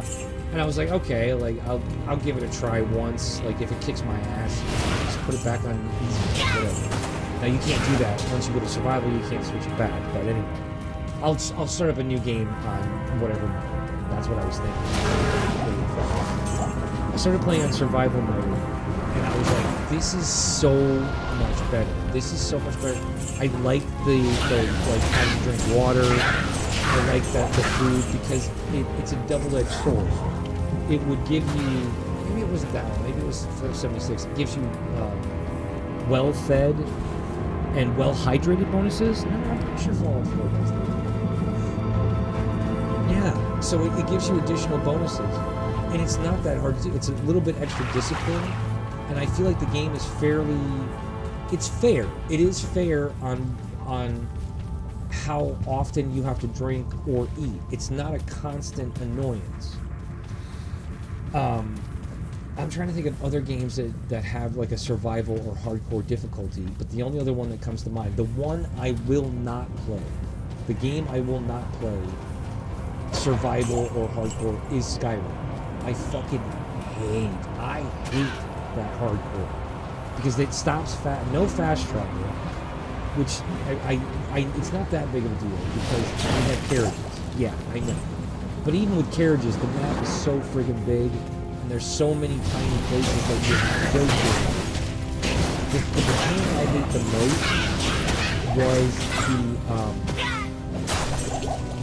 the freezing, the cold, the what do you call it, mechanic or I can't remember. I hated it. I couldn't stand it, and I thought it took away from the game. And I think also there was something with the food too. You didn't get a bonus. You didn't get well rested or well fed or well hydrated, or maybe that's what it was. There was a food thing, a food mechanic, but there was no water mechanic. Right?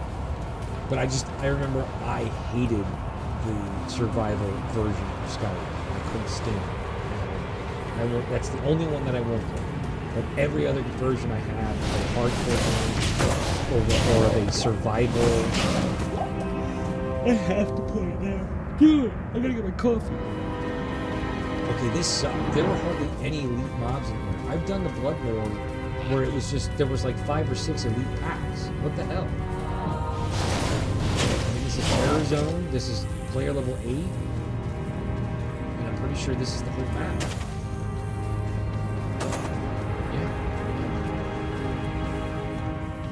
That's the boat plants right there.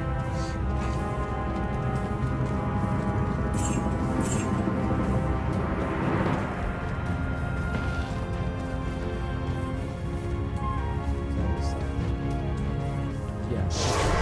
Of course.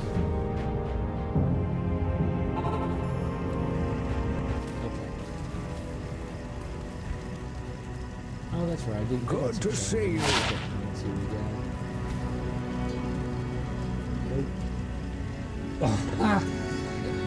Why?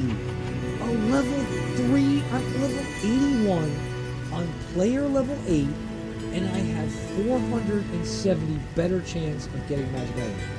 You dropped me a level 3 Grand Charm. That's insulting. You're pissing in my face with that. It's ridiculous. Yes? So this is a perfect time to get a refill of coffee. I do need some mana potions. forgetting this is my magic font set, so my mind sucks.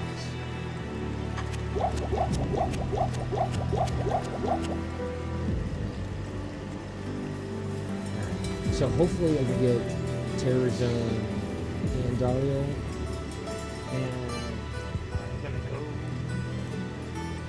get my coffee while I'm waiting for the next Terror Zone.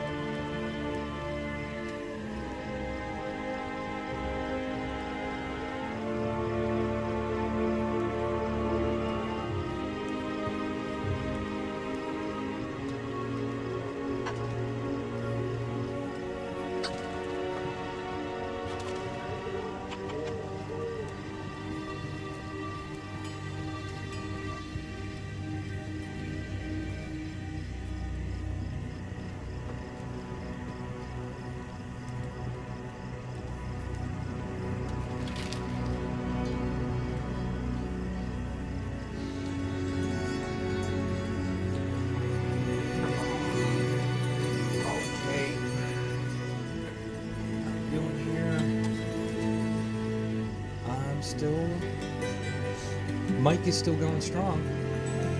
I don't know what happened. I was on for a couple hours, I want to say. Something like that. And I checked the stream. The first hour was fine, and then there's like 15 or 20 minutes towards the middle into the end. Microphone just shut off.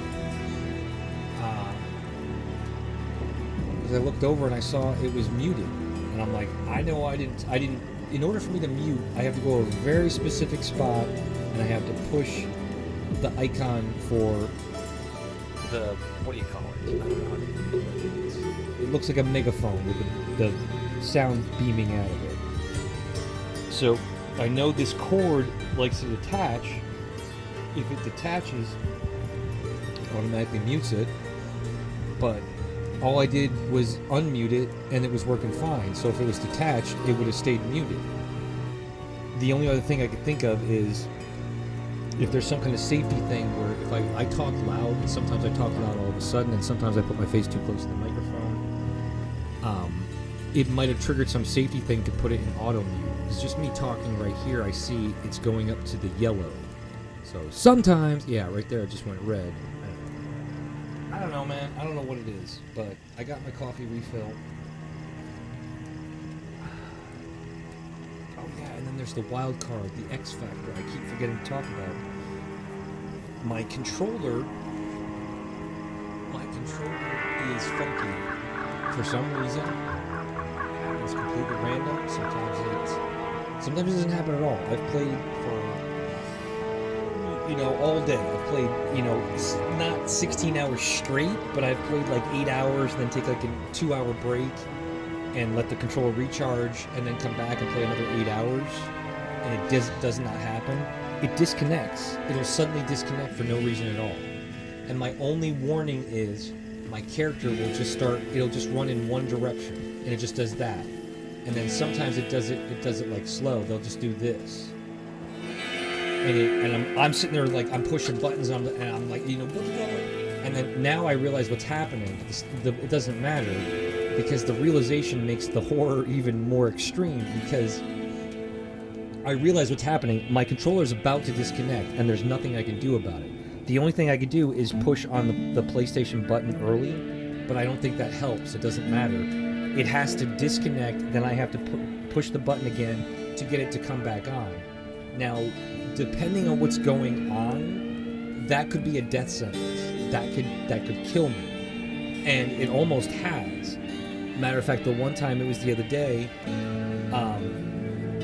there was a group of enemies up the upper right-hand corner, we'll say, and I was gonna go up there, but I immediately no, I'm gonna pull back and I'm gonna do something, whatever. So I pulled back, and as I was running, and then all of a sudden my character went like this and started walking, and I was like, whoa, what's going on? It's the same reaction every time. I always go, whoa, what's going on? What's going on? And that's when I realized, oh shit, my controller's gonna disconnect, and now I need to I'm gonna die, because I just from me being there, I had already aggroed the mobs. So it didn't matter that I was walking away, they were already coming at me. But luckily I survived it, so. Okay. I'm just checking things here.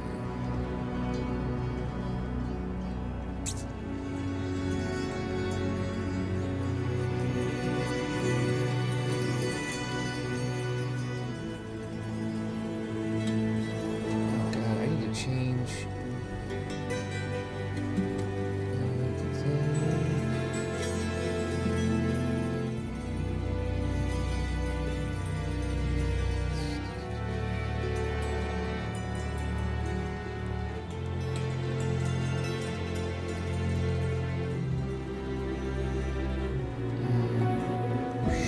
See, I didn't want to get off on this. Now I need to get out of here. Go back to my channel. I have to change my panels, or edit my panels. Although I love retro games. I do love retro games. Challenges, at the time I was working on a speedrun for Days Gone. Broke my heart though, because I found out I only have PlayStation 4. I don't have any fucking money, and I can't buy any new anything. And it doesn't matter anyway, because it's the PC version is the superior one anyway. Because the speedrun, it's long. It's, I think even with the PC doing all kinds of skips, it's like a 6-hour run. On console, it's like 8.5 hours. On PlayStation 4, it's more like 10 hours. Now, the thing that kills me is, I know for a fact, I could either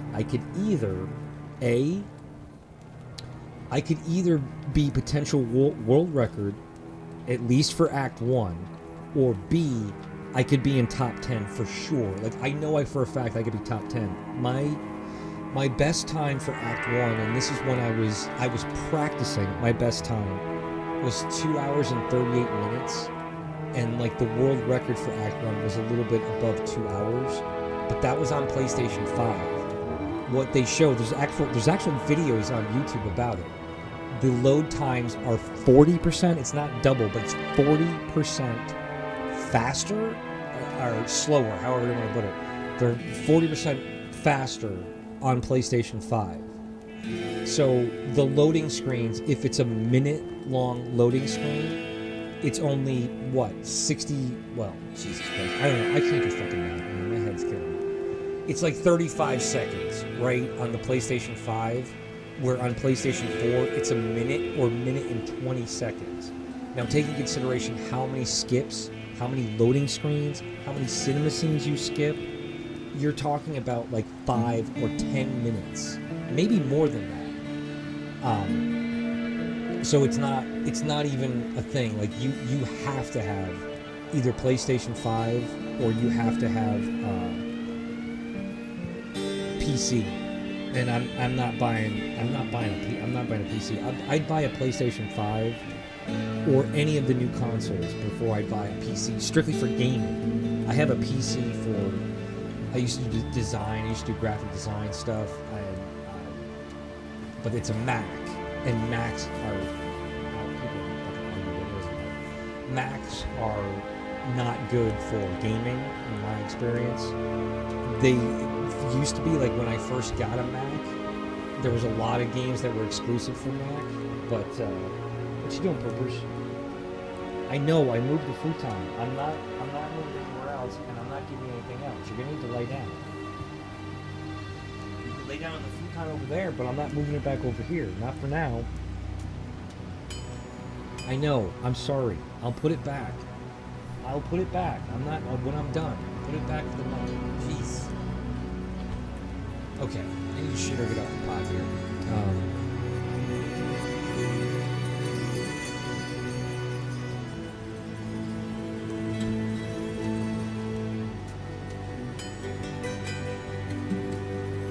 What are you doing? You keep walking up to me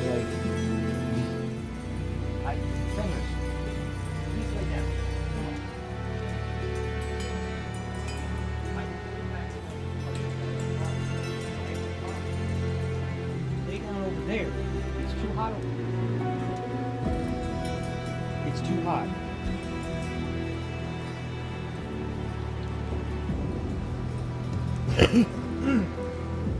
Not in town. Okay. Do I want to? Or wait, where's the... Oh, no way. Not here. Ancient's Way. Okay. I'm fire source. I really want to...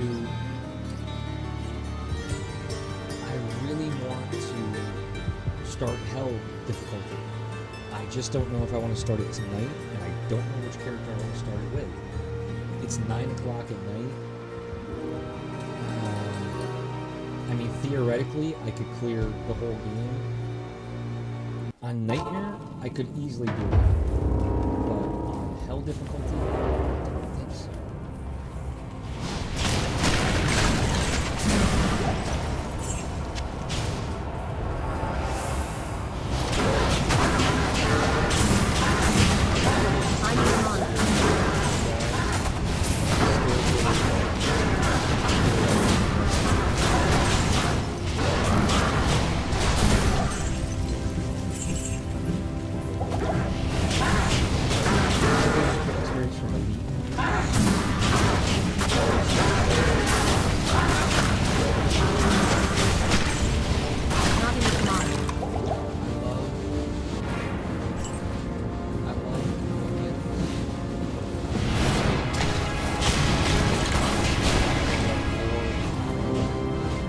This game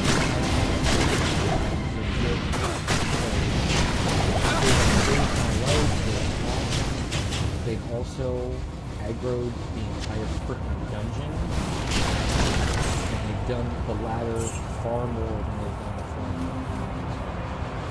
See right there, I didn't get a huge amount of experience, but I got a nice level. So I wonder what level is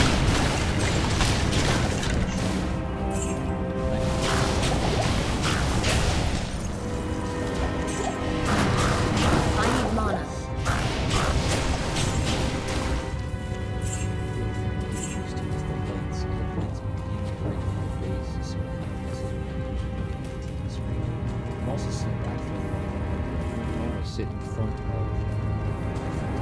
think about it.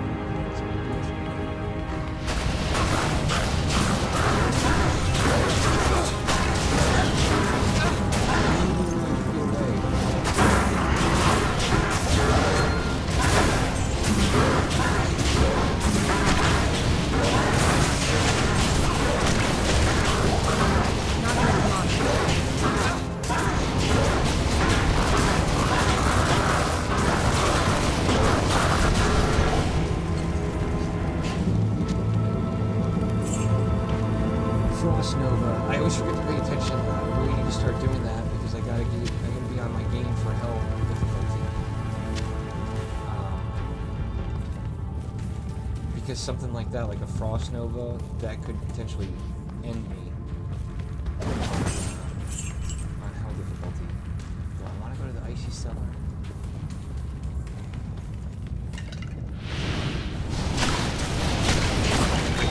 Oh, I did. I just saw it move like a hair. Moved a hair. That's enough for me.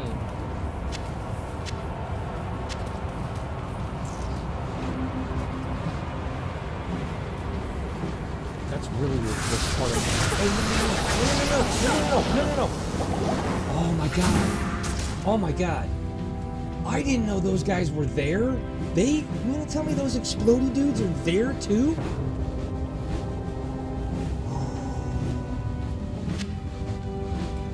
Ooh. That almost gave me a heart attack right there. I almost friggin' died.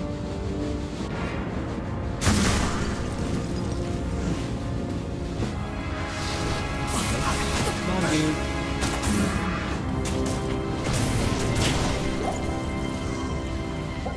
That's not the heck we're going there, man. I didn't know they could. So that's a perfect example of playing a higher player discipline. Because I think I hit one. I'm pretty sure I hit one fireball. If I was on player level 1, that would have one-shot them, and they would have exploded and killed me. And my health was low right there. I should clip that. That was a close call. I very rarely get to, because I don't record every single video, so.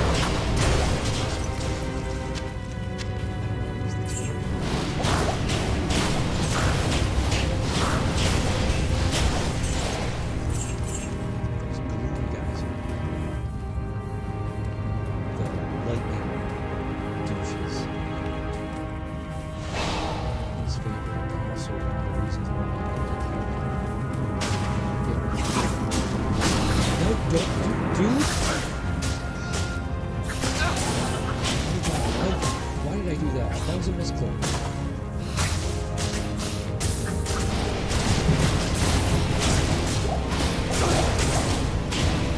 See, it does 0 damage to your follower. That, I mean, I want to say it doesn't make sense, but at the same time, that works in your favor, so shut your mouth, you know? If it works out in your favor, don't bitch about it.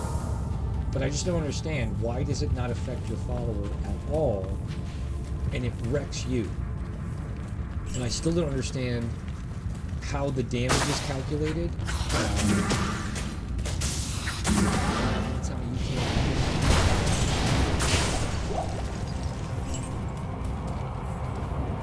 This is kind of stupid.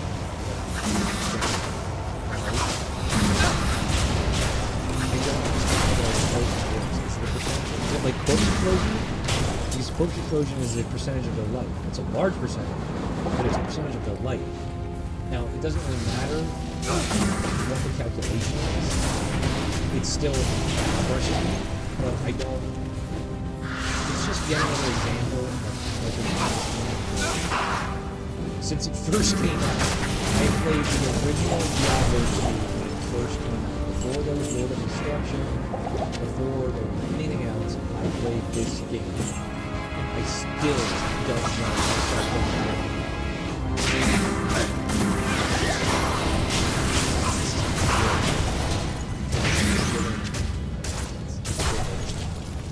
I need to do a trial run to get used to the character. I gotta remember what skills. Not enough knowledge.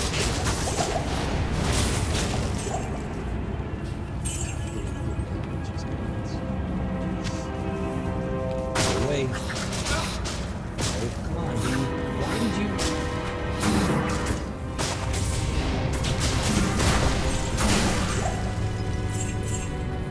He's getting attacked when he starts running around in circles.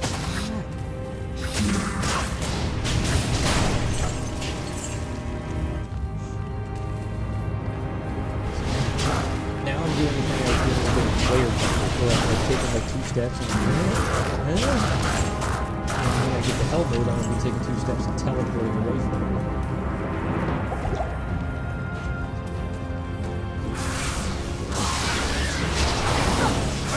No.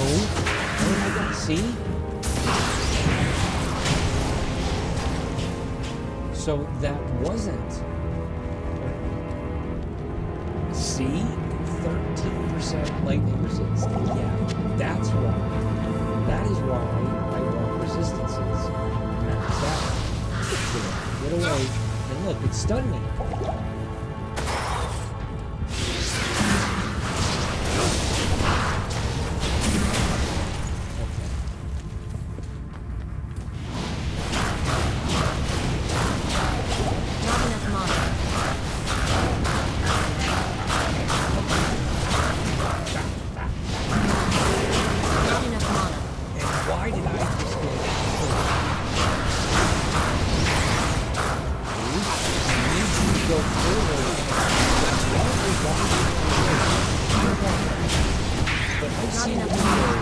Off-screen after guys. I don't want you to do that. When I don't want you to do that, you go off the screen after guys. And then you pull more guys on top. So now I'm sitting here, and I need you to go after the guys, and you're running away. I don't care, I'm waiting. I'm waiting for first to just go.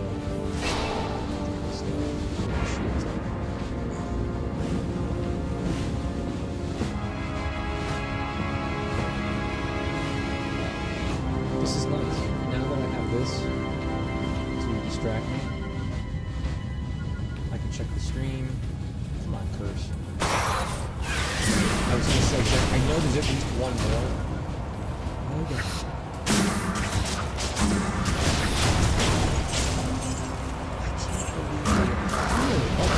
I can't believe it. The World Stone is the last level. Throne of Destruction, whatever. It's the where you fight, before you fight, right before you fight Vader.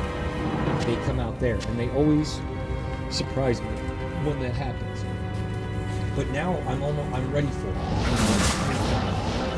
Whew. I'm just gonna be right there. I need mana.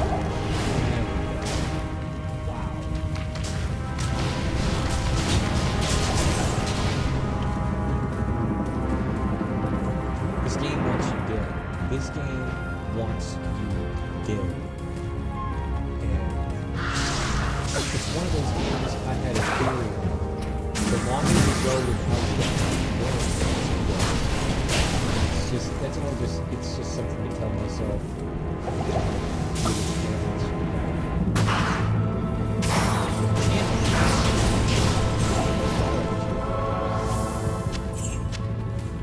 What's the one name? I think it's Fallout 4. Fallout 4 is another example of it, where you're playing for like a really long time, and I swear to God, like the longer you play, weird shit happens. Like the game wants you to, it's programmed to kill you. The game is programmed to kill you. I mean, it wants you to keep playing the game, but it also wants you to play the game for a really long time. And the best way to do that is to keep killing you over and over again, and then you have to keep doing it. Will you come out and fucking fight? Dude,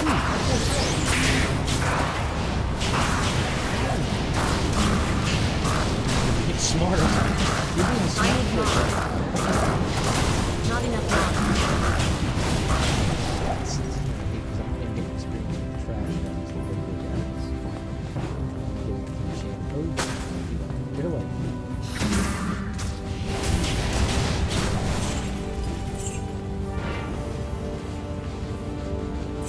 I am overburdened. I should take a trip down it because, believe it or not, at this level of rage that I have, that's more beneficial than the flawless. Because the flawless, there's a million of those. There are literally a dime a dozen. Everything flips on its head at a certain point. So where I'm at with my runes, combining runes, I need chip diamonds and chip emeralds. You need tons of those. You need way more of those than you need the flawless ones.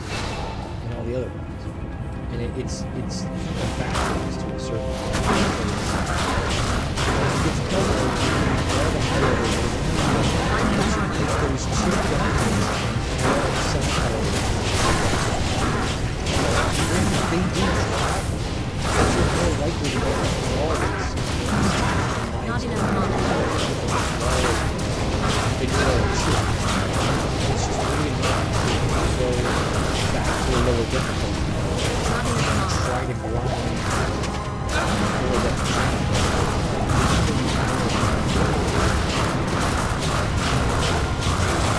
Not enough mana.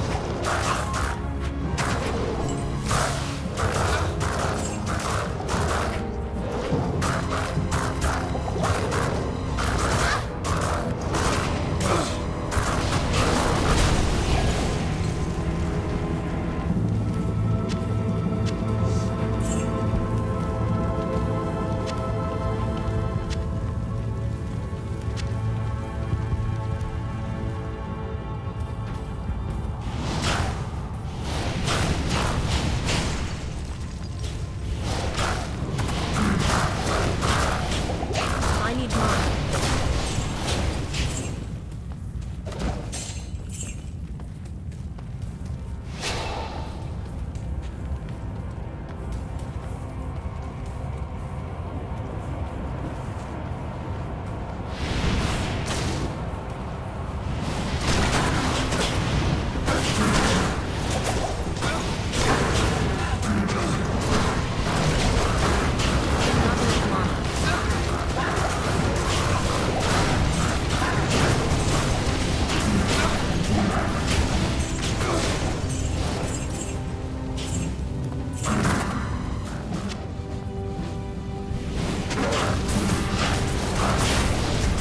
Not enough mana. Not enough mana. Not enough mana.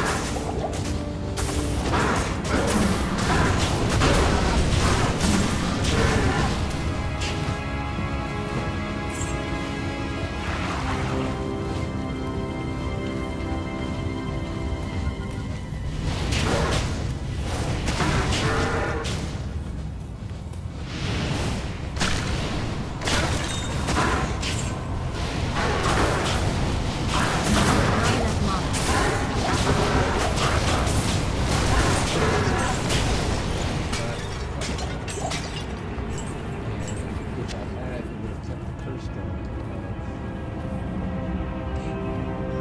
See, this is why I don't like having zero inventory space. Because it's like, I need one potion. Dude, get up here.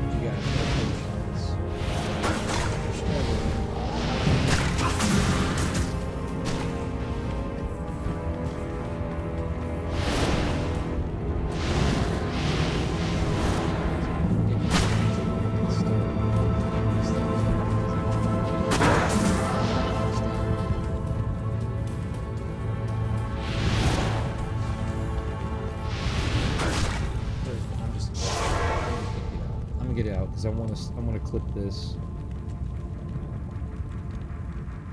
Oh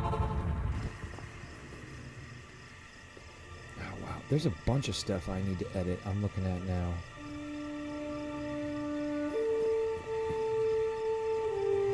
Capcom, beat 'em up, retro, arcade.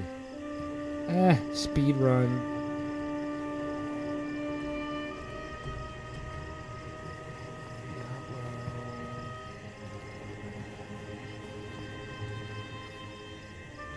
Hardcore.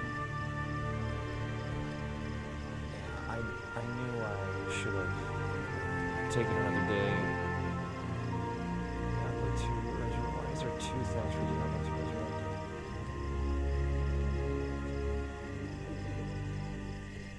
Is there Diablo 2 2 Resurrected Hardcore.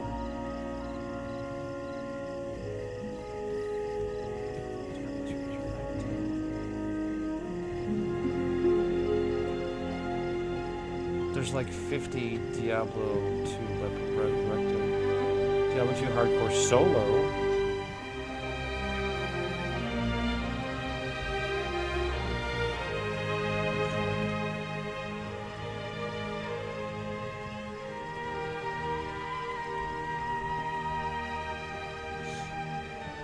Diablo 2.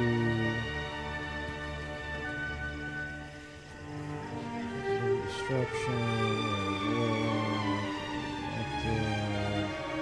Diablo 4, first playthrough. Fuck Diablo 4, man. I see the cinema scenes were incredible. I watched some, but I don't know. It reminds me of, what do you call it? It reminds me of Doom. Like, it feels like it's not, Doom is not Doom anymore. I don't care what anybody says. Doom is not Doom anymore. Doom is, I don't know what. And I noticed it on Doom Eternal. I still have not beaten Doom Eternal. Not because it's too hard. I just got sick of it. I got sick of the game. I don't care. I'm not one of these people that's trying to create controversy by saying something they don't really believe or saying something like to piss people off. I'm not one of those people. I'm one of those people where I'm playing this game and I'm parkouring through a fucking valley. Like, the level where I really, I didn't give up then. I think I went play like a couple more levels after that. It's the level where you get the dash boost in the air. It's like it's the air dash boost. And during that level, you have to get that item, and then you have to go through a valley, and you have to keep hitting those dash boost things. Like, it's how he grapples or something. Maybe it's the grapple boost, whatever it's called. I'm doing that, and then, like, I missed there's an item in there. In the valley, you have to stop on the one boost, or you have to hit that boost and then, like, jump off to the right or the left or wherever. And I missed it, and I was like, I went to almost to the end of the level, and I was like, wait a minute. I know I skipped something. I missed something there. So then I went all the way back, and then I did the boost through this valley again, and I ended up finding it, and then while I'm boosting back, I'm like, why am I doing all this parkouring in a fucking Doom game? This is Doom. Why am I jumping around everywhere and jumping off ledges and speed boosting through in bottomless pit valley thing? Why am I doing all this? Like, what happened to you opening a door and 200 demons are in there and I gotta fight my way through? That's Doom. What happened to, like, solving puzzles that were, I mean, that does have it in Doom Eternal. That has that. But it just feels like it lost the spirit. New Doom, what was it, 2016 that came out? That was perfect. That was a perfect adaptation. Modern day reimagining. It was perfect. And that had parkour in it. That had some stuff you had to jump around. That had the jump around battle, because that's the thing. That's what anybody I said that to, like, I quietly said, like, I hated the fucking parkour. Yeah, but that made the combat so much better, because you're jumping, and you have to, like, grapple jump, and you could blast guys in the air. Like, yeah, I get it. You really loved it. Whatever. But for me, it stopped becoming Doom, and I'm so glad I stopped on Doom Eternal.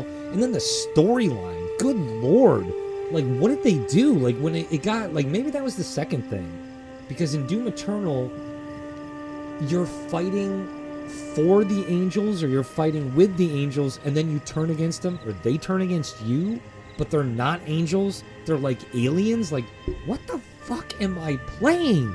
Dude, you're talking to a guy who played, what was the one, the bonus mission, was it the original Doom? Was it Thy Flesh Consumed? When you beat the game, the story was you were avenging your dead bunny. Like, that was the whole point. And at the end, it shows him, he's holding onto the bunny, and it's just half the bunny's body, it's his head and the body, and then the bottom half is gone and it's just blood, and then the other hand's a shotgun, and he's holding the shotgun in an awkward way. And then, like, I think the end of the game, it's what is the text scroll? At least I got revenge for my dead bunny or something like that. You're talking to a guy who loves that. That was awesome. That was incredible. The entire game, you fighting through hordes of enemies, and the reason why you do it, you don't even find out until your end of the game. It's because you were avenging your dead bunny rabbit. Loved it. And you go from that to Doom Eternal, where you're the alien's bitch, or an angel alien bitch. Like, what am I playing? And I gotta parkour through the game? Sorry, no, I don't want to do that. I'm not. You're talking to the wrong guy, right? And then now, with Doom Dark Ages, like, the first thing I saw with the promotional art, I'm like, it looks badass. Like, his armor, the armor looks incredible. I love the shield and the Morning Star. But then I'm like, what does that have to do with Doom? Like, Doom's about guns. What's with all this melee shit you're doing? Like, I like the shield concept, but shield with a gun, not with melee weapons. I don't want to play D&D. I mean, I do want to play D&D, but I don't want to play D&D in my Doom game. I want to play Doom, right? So I'm so glad. And then the other thing they kept showing is that stupid gun where you load skulls into it and it shoots the skull out. And I'm like, okay, that's kind of cool. Where's the double barrel shotgun? Like, that's the, you know, it's like, I swear to God, it's like some corporate scumbag is like, people are tired of the double barrel shotgun. They've been using that since the first Doom. People don't want that anymore. They want new weapons. And, you know, whoever was in charge fucking listened to them. That was the problem. And somebody, like a real fan, wasn't there to say, no, that the only thing people want is the double barrel shotgun. I mean, yeah, the plasma rifle. I mean, for me, favorite weapon, double barrel shotgun. Second favorite, plasma rifle. Maybe you can alternate depending on which game you're playing. Then, like, I guess chainsaw or chain gun, you know, so on and so forth.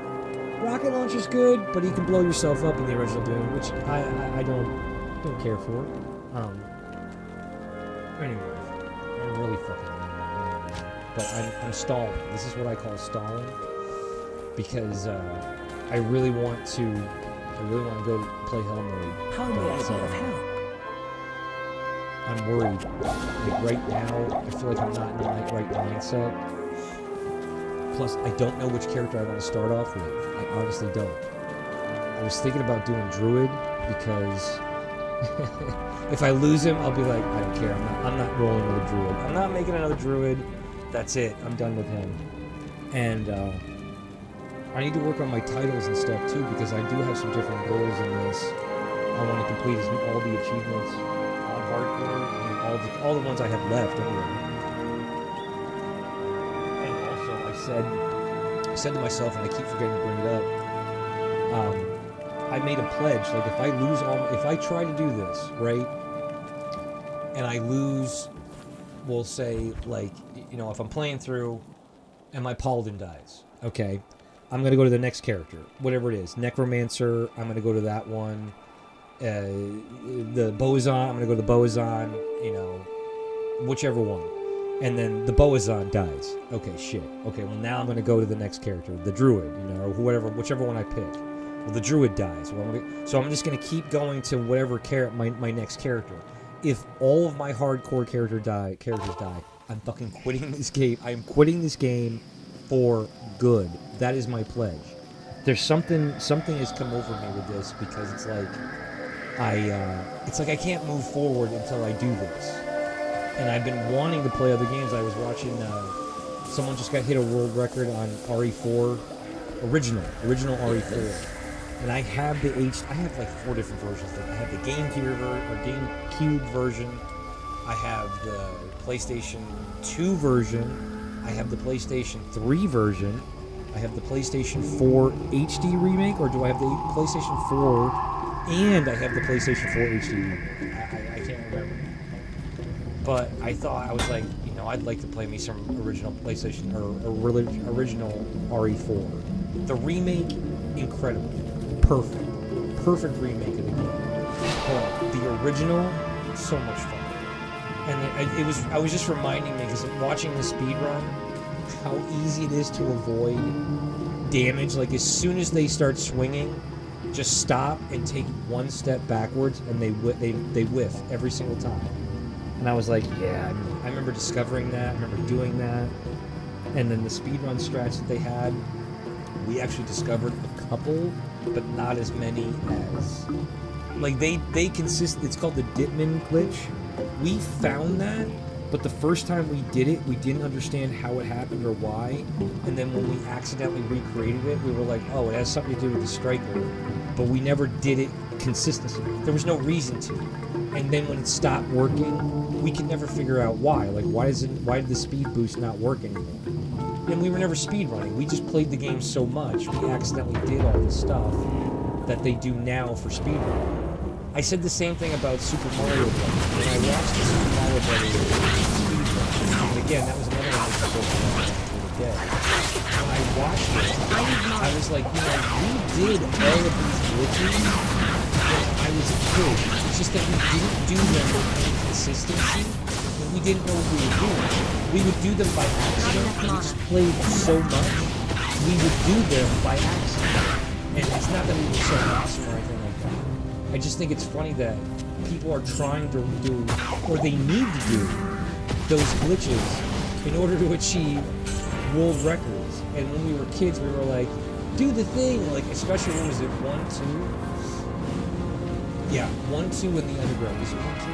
I'm pretty sure 1, 2 in the underground. We drop down, run across, we do the jump across, the quick jump, and then when you get to the other side, you run into the wall and jump at the exact moment, and you boink into the wall, and then you can walk through the wall.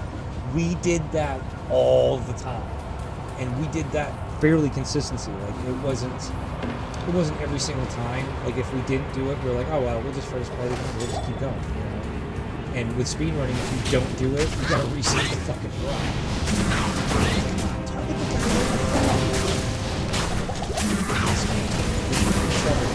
Really good, because the targeting, there's a lot. I feel like you have a lot more control. I have a lot more control with a controller, as strange as that sounds. But there's a lot of downsides. One of them being you cannot select who you want to hit with a spell. You're at the mercy of sort of whichever one the game wants to target. Sort of.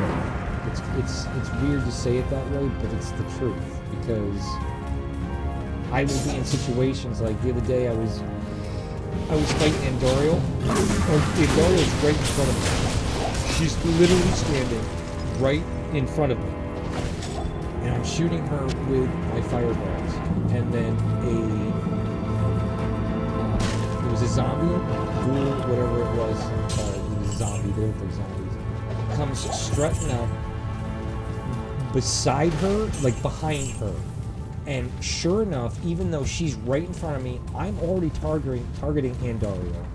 The game decides the zombie is the bigger threat, and the zombie was even like to my right. Now, granted, it was almost straight ahead, and where Andoriel was, she was kind of off to my left. She was off center to my left. But for some reason, the game decided that zombie was more of a threat than Andoriel, the one I wanted to actually kill. So next thing you know, my fireball starts going towards the zombie, and I was pissed. I don't know. Yeah, I was pissed because I have a theory also, which kind of, the internet kind of confirmed. The killing blow is what decides the magic. So if I kill Andoriel with one of my attacks, my magic find will determine what the loot drop is. If my companion kills Andoriel, then it goes by his use table or his magic. And And there's an argument about that. There's more manipulation and him being a freezing one, he has a permanent aura, which means it's kind of a toss. But I figured, I'm pretty sure I have a workaround. Pretty sure I have a workaround where I just bomb meteorite over and over again. And that, because of the tick damage on that, I feel like it supersedes my companion's freezing and aura. But I don't know. Sometimes it's like just nothing drops. Like just total garbage. The one time I've recorded several where it was like a couple gems and not even flawless, like just a couple normal gems, and then blue items. It doesn't matter what type they were blue items. I don't care. Like that's unforgivable. With me having 470 magic fire, playing on player level 8 on fucking nightmare mode, you should have at least one, like even a yellow. I'm not gonna do anything. I'm not even gonna pick it up and sell it. I mean, you should at least have a yellow or some kind of set item. Give me Sigma's plate. Like I have 20 Sigma's plate. Or, anything else other than garbage. Just to keep you going. Like, that's one of those things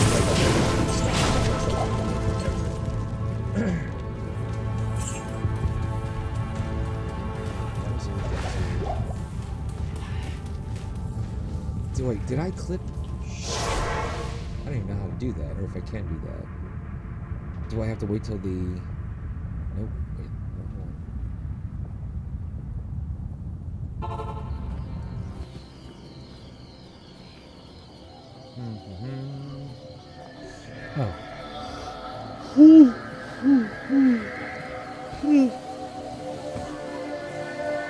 Nope, I need to go way back.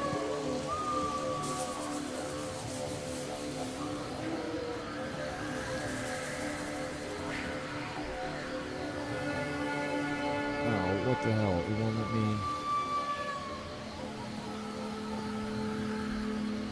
Don't have captions. Why not? Okay, that's why.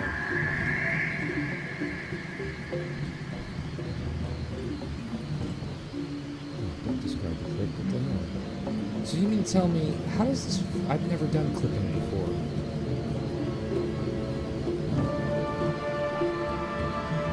Why?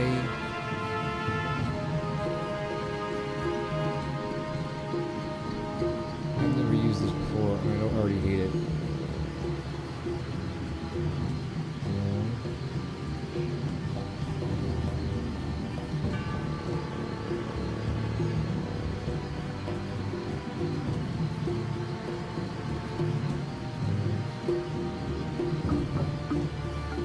So how do I go back further?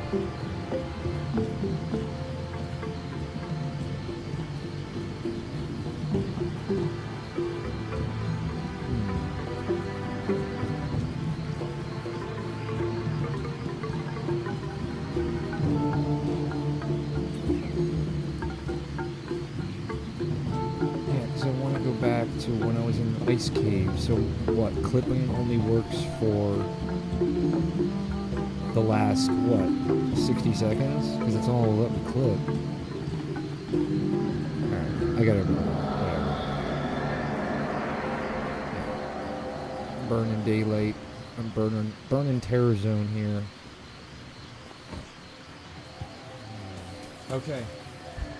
So once again, should I get up the top?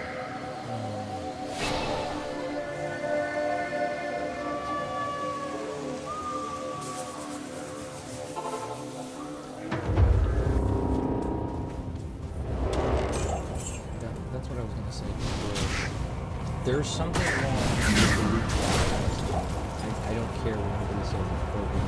The first thing I noticed, thankfully I recorded it, or at least I recorded it after the fact.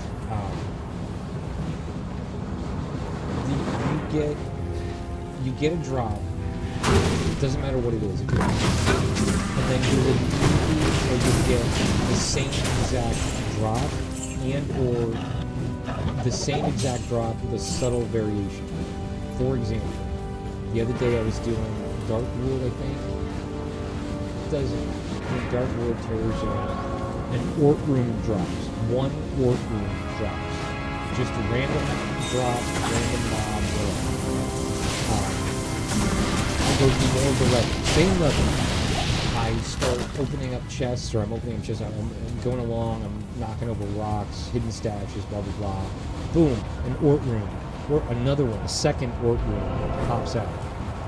So then I go through and I'm finishing up. I'm almost at the end. I'm on my last elite pack. Kill the elite leader. Guess what drops? A fucking Ort Room. Okay, wait a minute. What are the odds that 3 of the... and as I said that, an Ort Room drops. Look at that. Okay, are we going to have a repeat here? Are we going to have... What are the odds that 3 of the exact same type, of all the items, of all the runes, of all the things that could drop, 3 of the exact same runes drop on the same level, let alone like the same playthrough? I mean, how many different things drop in this game? And it's not just runes. It's not just the runes. The weirdest one was the first time I noticed it was socketed items, because like what's the second level? I can't carry it. Like a bassinet, the one that's the one, the bassinet, because it's like the normal bucket head helmet thing. But a bassinet is the next level up. It's the higher tier. So it's the defense is like 126. Where the original one, the defense was like 26. So you're like, damn, there's a lot, it gives you a lot more defense, right? So I get like a 2-socket bassinet, and then 15 minutes later, another bassinet drops. And it's ethereal, if there's no sockets, so it's just ethereal. But then, like, another 10 or 5 minutes later, a third bassinet drops. And this one is not socketed, but it's it's not ethereal, but it's 3 sockets. Oh, see, there we go. There's I can't carry anymore. But I was like, why? That's weird that, first of all, 3 bassinets dropped. And, well, they weren't all exactly the same. They were different, so that kind of crazy. But I was like, there's something off about the loot. That doesn't quite make sense. Like 3 of the exact same type of items dropped. I am overburdened.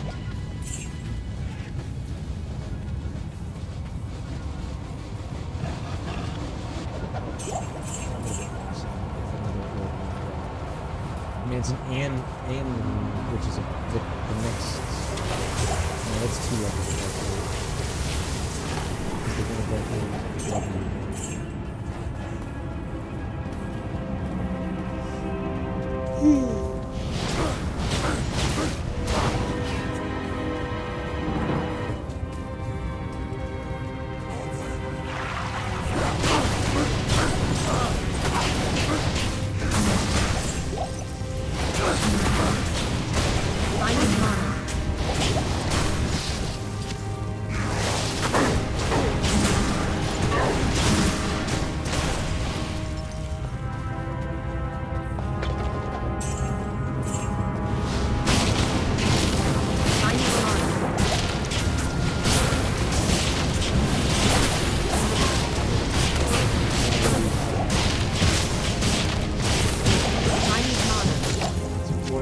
Biggest peeve with the down any spellcaster class in this game. It gets really annoying having broken down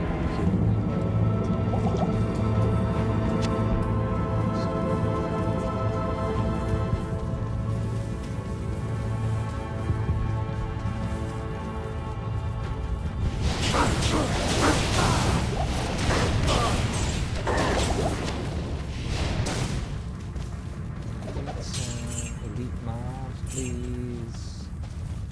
I need to start picking up some of those wrist blades and claws because I'm gonna need to give something.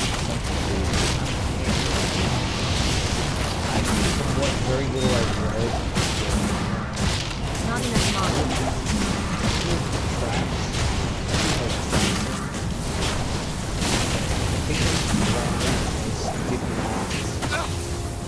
I think that's why I never played the attack. Other than also, her claw attacks, from what I could see, they all have very slow attack speed, which is very disconcerting because I marvel at how slow the speed is on like the weapon speed is fast, so slow. On top of you, barbarian. I had a, what was it, a warhammer? I had a twin warhammer. An iron stonebreaker or something like that. And he was like, yeah. I'm like, that's fast attack speed? Really? Okay. So her claw attacks are very slow attack speed or slow attack speed. So that's going to be tough. But then also, supposedly the traps are the most powerful and offer a great deal of protection also, because you can kill guys off screen. I don't know how that works, but anyway. I didn't like the sound of the trap build because, it's from what I've seen, it's not traps. They are traps, but they're not traps, right? My experience of trap is with a character like this that you're playing that lays down traps. You do something, you push a button, whatever, and they throw something or they place something down, and then an enemy comes over and steps on it and it blows up and kills them. That's a trap, right? But from what I've seen, it's not a trap, it's a spell. Like the firestorm, whatever, there's like a shockwave that goes out across the screen. And I was like, whoa, what trap, quote unquote, trap is that? And that was what a firebomb, I think it's what it's called. And I was like, really? That's what it looks like? Like, that looks like a spell that they do. So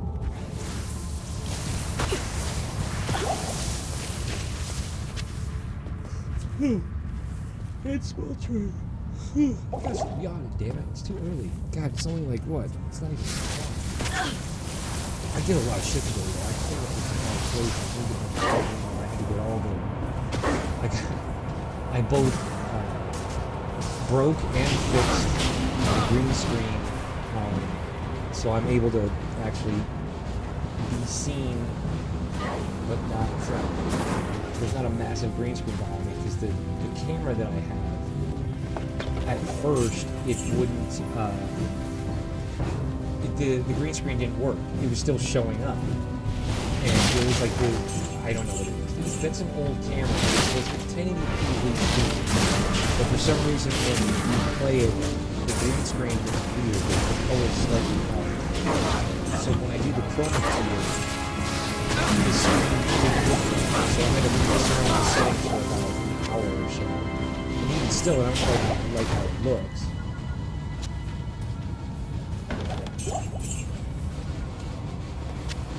You stop yelling! Whoa!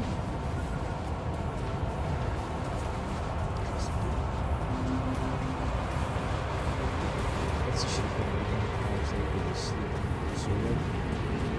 It used to be that I couldn't go to sleep.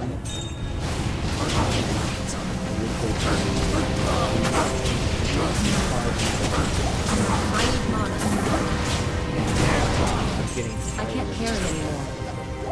9, 10 o'clock. And the one match I did, I was like, you know what? I'm not going to fight it.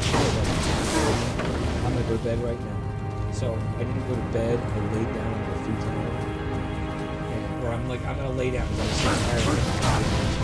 Lay down on my futon and fall asleep. I woke up at like 1 in the morning. Not enough mana.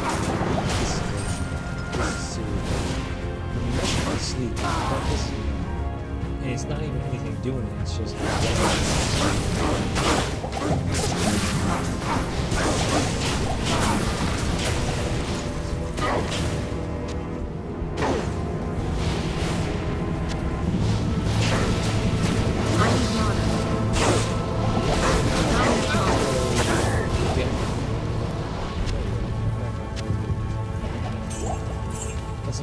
kicking myself on picking up every single one of rejuvenation potions, and then you find out they're just as common as water once you get to this level. And then once I get to Hell mode, I'm imagining it's going to be a lot easier. I'm not even going to need the force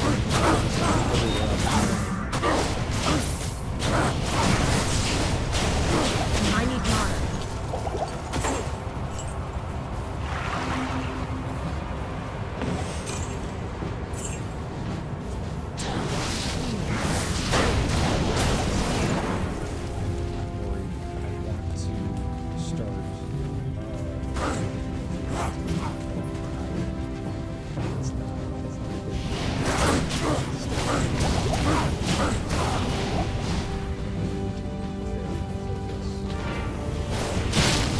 Not enough mana.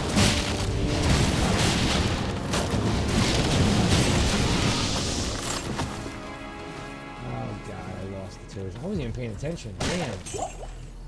Okay, you know what? Well, let's see.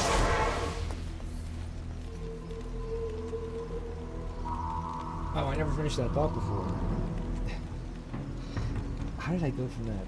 The PC, other than the good thing about the loading screens, they're instantaneous almost. Like if you're able to read loading and see the door open with the stranger or whatever standing there, then you have a slow ass computer, right? Or there's just some kind of hiccup or something went wrong. In this, it's literally like what, going to Hargath for the first time and then teleporting here to Kuras Docks or teleporting anywhere in Act 3. Hello. It can take quite a while. The one day, I swear to God, it was like 2 minutes it took. Are you ever going to stop giving me these charms? These little shit in 4%, 3%? I mean, granted, I thank you because I can use every bit of it, but that's all I'm carrying are these fucking charms. These, what do you call them?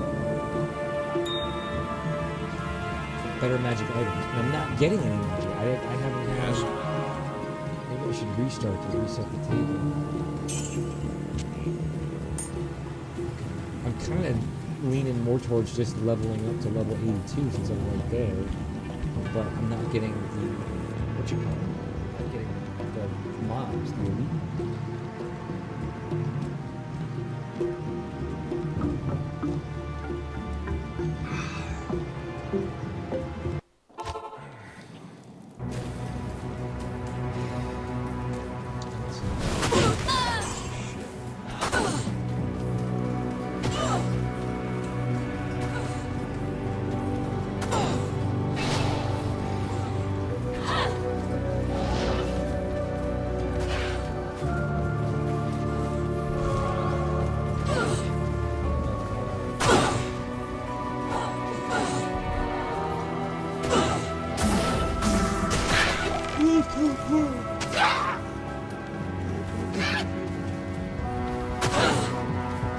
Sort of. It can't get you into trouble. I can just teleport through that wall, and I'll be right where I need to be. Except, you don't know what's on the other side of the wall. Join my army. And usually there is a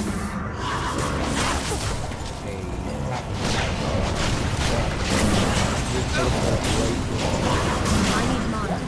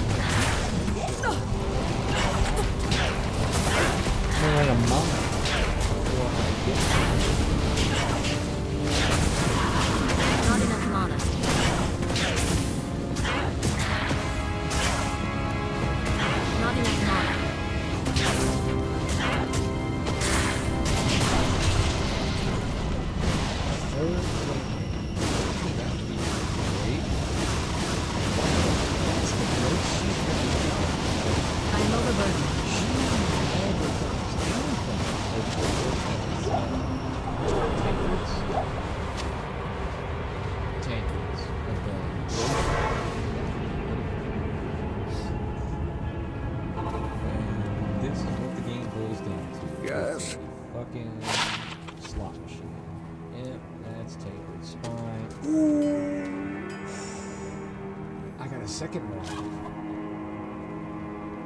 That's a good backup. Just in case. In case I lose. I think the one I have is +3.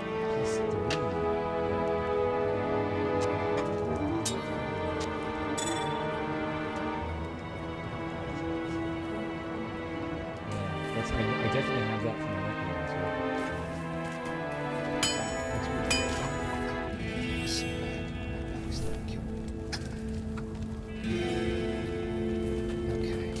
Good day.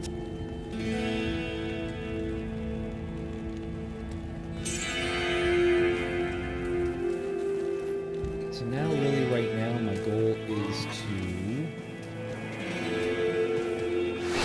level up, hopefully. But Order welcomes you. grinding that much. Plus, like I said, she's not going anywhere. I'm not putting her on hell mode or hell difficulty until later, until much later. Maybe she's gonna be the last one because she'll be the one I'm gonna use to gear, grind. I want that Stone Jordan. I want that Stone Jordan. Damn it. Although the best thing may be no. I was gonna say the best thing may be to take her to hell difficulty and then grind Endariel there. But from what I heard, that can be worse because the loot table is bigger, so you're less likely to have the chance of getting dropped. But at the same time, I've said I'm gonna stop.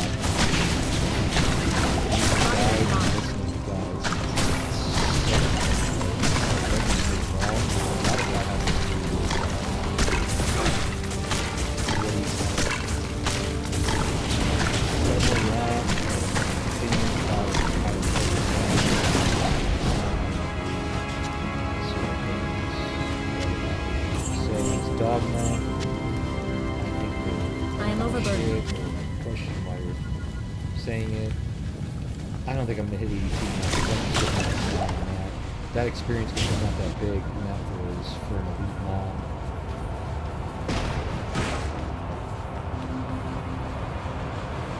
I'm just getting tired. Get some sugar, get some. Keep going, chugging coffee.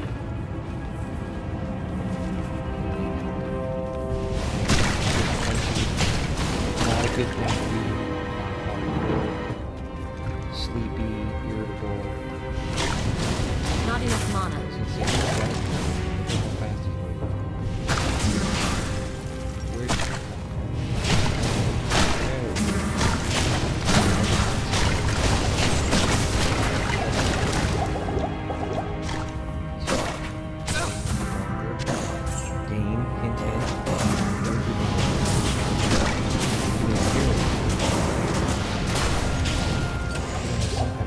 Courtroom. I am overburdened. Definitely on the courtroom table.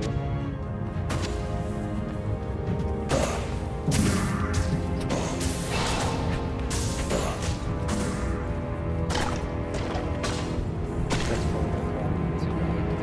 I forget that I forget I'm on my sorcerer. I am overburdened. I don't teleport. Are we gonna do it? We're gonna do it. 2 warp rooms. 3. I need mana. Why are you bitching at me?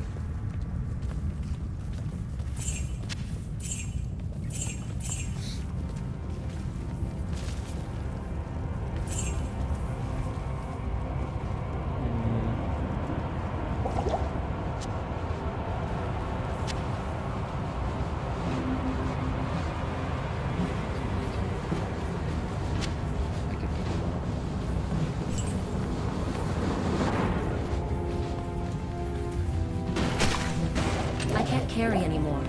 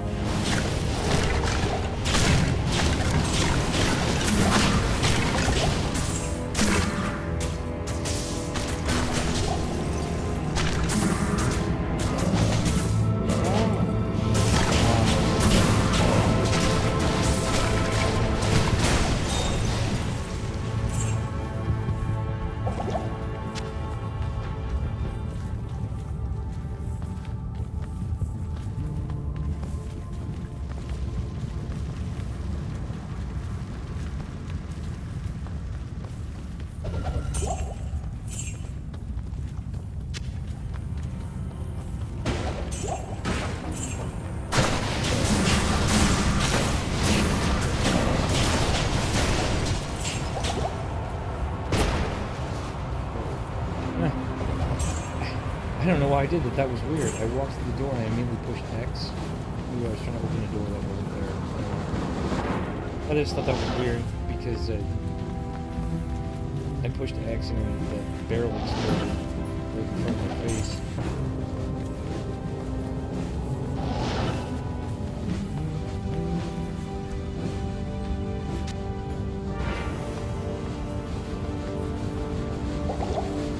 Broke my rule of 3. Made me a liar.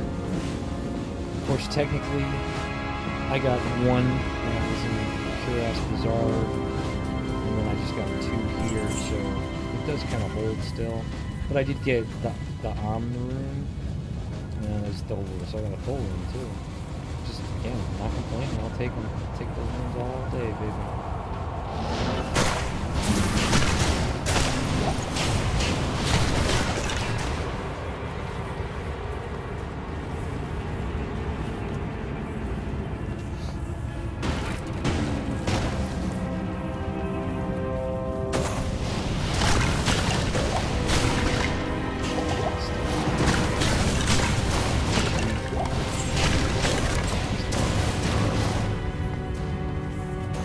Not getting any elite mobs, and I don't want to start running around because I know I see the elite players, the top players, they're just teleporting all over. They all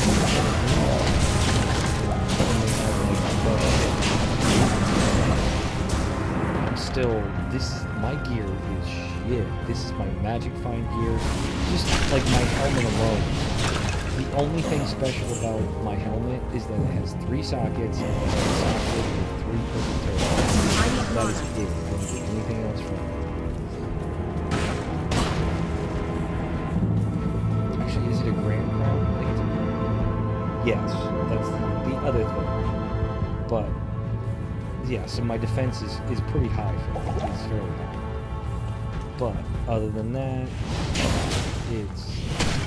my gear I should not be playing gear. And honestly, I told myself I wasn't. I told myself I'm not gonna play on. I'm only gonna play whatchamacallit. I'm only going to grind Andarga. That's all I'm gonna do with this character. I am not going to go around and start grinding other places. I'm not gonna. I don't care about other loot. I don't care about this and that. And sure enough, here I am. And now I'm trying to level my character, as crazy as it sounds. So I'm actually looking for elite mobs because that's the only mob I get experience with. So this is totally insane. But at the same time, I think it's good prep for hell difficulty, but at the same time it's kind of stupid because I don't need practice with this character because she's not going to be going to hard difficulty for quite some time. She's going to be staying right here in Nightmare. So, I don't know. We'll see.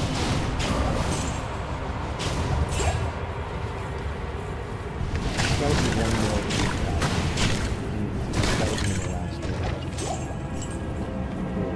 This last one, I should say.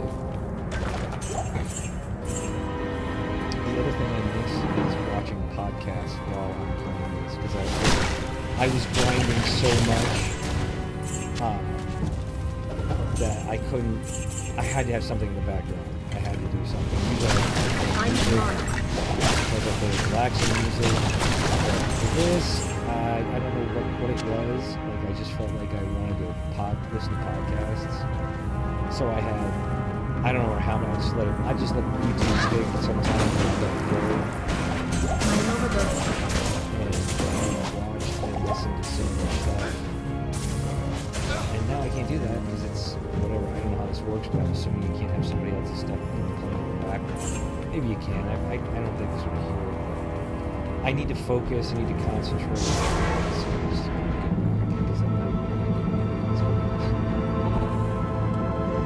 Hurry, sit up straight, goddamn. Good evening.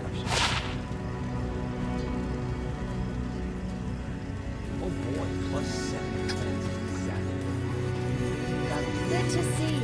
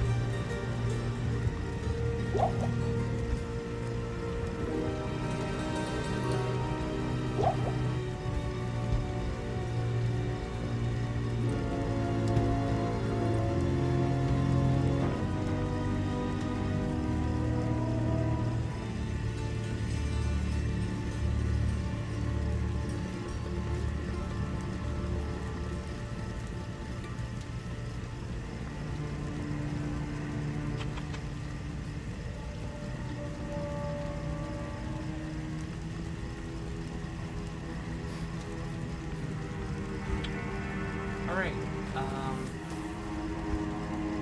really want Andara, and that's one of the things. Seriously, the main reason I would love to get the Reign of the Warlock is because the bank tabs, from what I've seen, unless it's a PC mod or something, I don't know how it works. The one game I saw, there's a tab for gems, there's a tab for runes, there's a tab for whatever. I saw something about potions, I think rejuvenation potions that looked like they had the small and full rejuvenation potions. You just throw them in there. So that's all very, very appealing. Then plus there's new rune words, there's better rune words. I just don't know if I can do another character. I still have an assassin hat.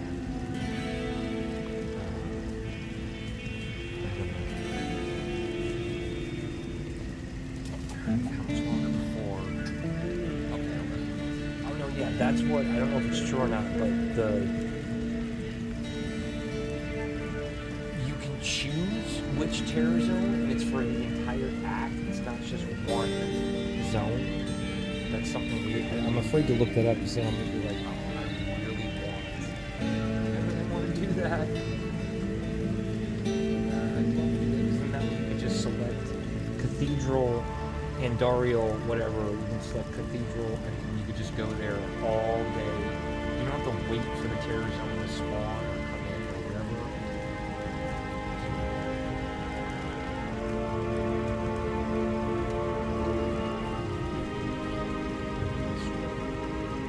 Okay, I'm starting to ramble now, so I need more coffee. Okay. I'm gonna take a little break, and then hopefully by that time I'll be able to hear better than I was okay. Good.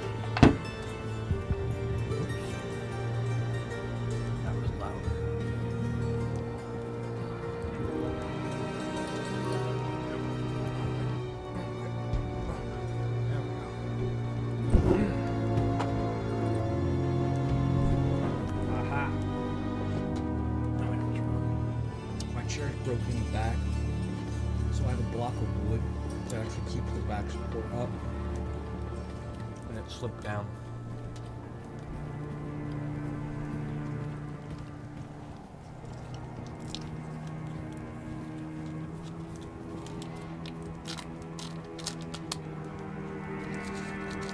Okay. I got me some candy. More taffy.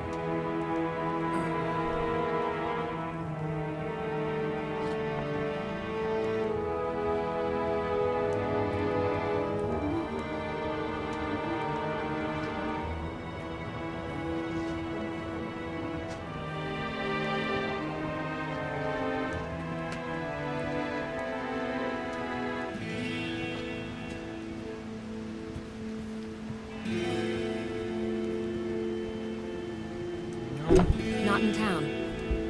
Now that I think about it.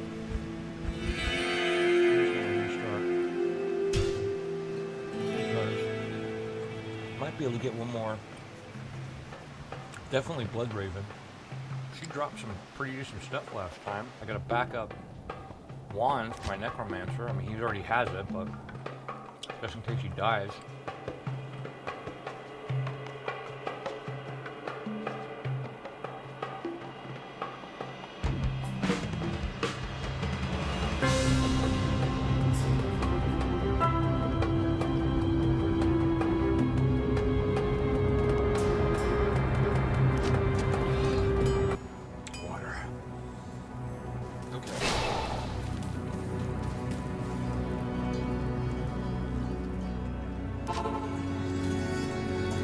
Fade. Whoa. I need to get fucking glasses, man. What time is it? 28? I thought I just said it was 11 minutes into my next one. 2 minutes, I'm not going to get it done. Is that upstairs that long? I mean, I heated the soda. My coffee goes for a minute and a half. I ate 3 pieces of taffy. Just lay down. Lay down. I don't have any food. Lay down.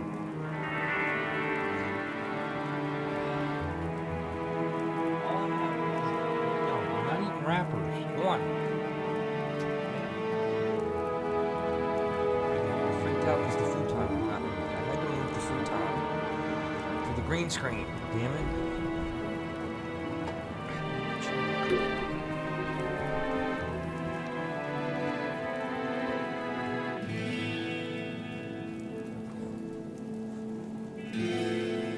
There you go. See? I know, you wanted to lay on the futon, but you don't like laying it on anyway. It's too hot. You sit there and you go, and it's like, well, what are you laying on there? You can lay on the ground. The ground's cool. So I try to tell you, but you won't listen. What? You're tired? I know how you feel. I'm working here though, poops, alright?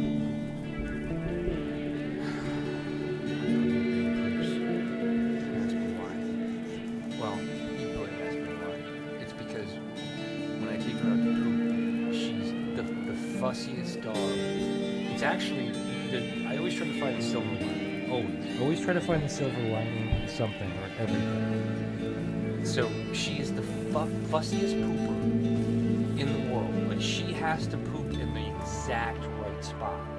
And I mean, it could take anywhere between 5 minutes to 50 minutes for her to choose a spot to poop in, right? So that's the downside. The downside the plus side is, I live in the country. I don't have to have her on the leash, so I don't have to stand right next to her. I can walk around freely while the other plus side is, she never does it in the yard. She has to poop out of sight in the tall grass where no one can see and no one cares. I don't care if she poops in the tall grass. I'm not mowing that. I don't have to mow that. Or I don't have to scoop up that. You know, I just let it go. So,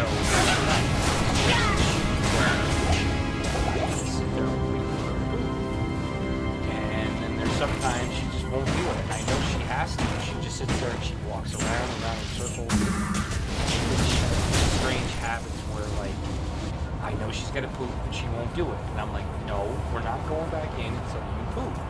So then she does this thing where she'll just start running around like crazy.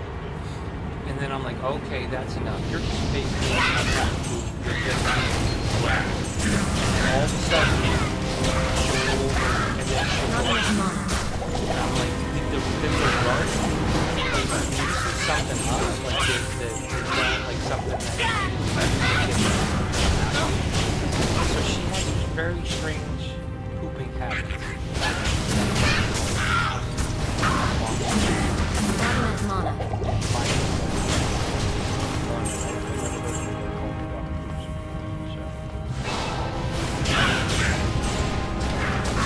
And she responds to this.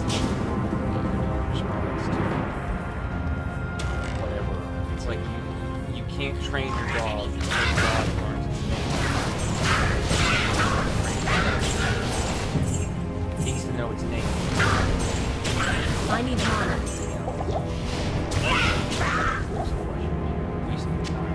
And I'm talking too much. I just realized I got pull. I think I have 3 now. Large Seasbow is going to be nothing. I don't think that's going to be anything. But we're going to get a curiosity.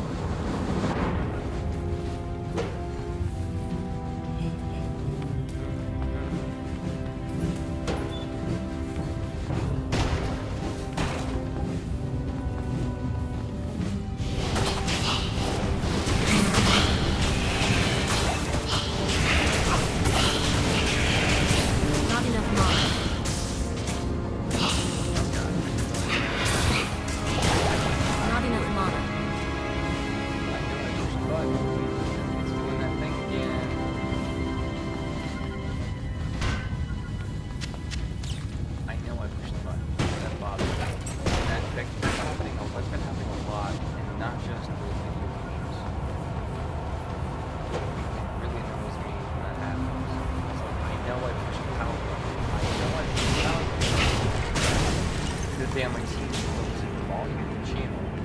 I push the button, nothing happened.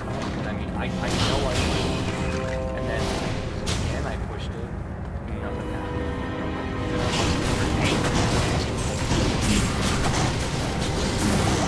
Not enough mana. Not battery. Energy.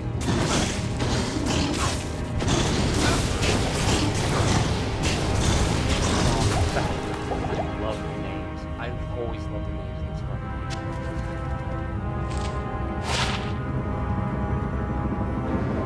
Cliff Killer.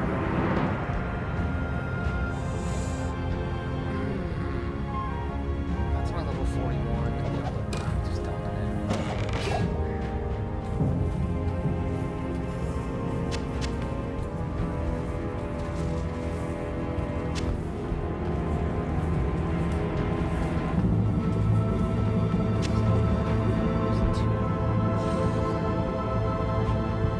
Why the adds 9 to 25 damage? You could add some more numbers on there. Defense versus missile, 50 to life.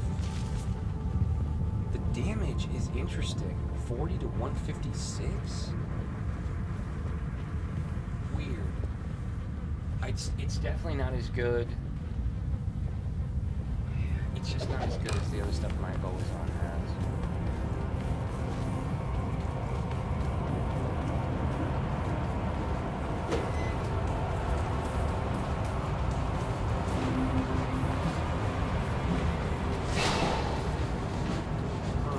Defensive things was so weird.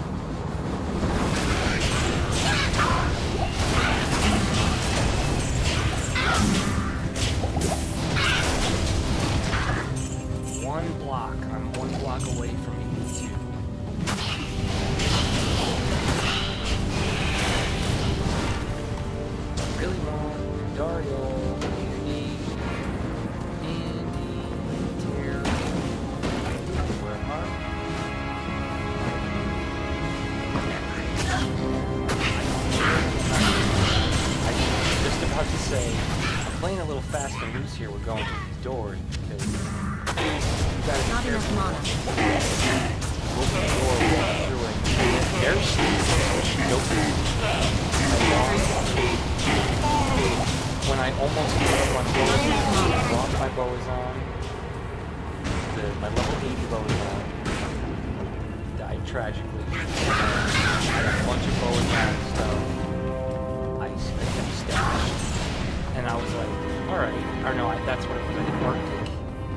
The Arctic mitts, the Arctic belt, which is all that. That's probably the first set I ever did get. The Arctic belt. And I had the Arctic horn, which is the bow. So that, and the only thing I didn't have is the fur, which I still have not even seen the furs.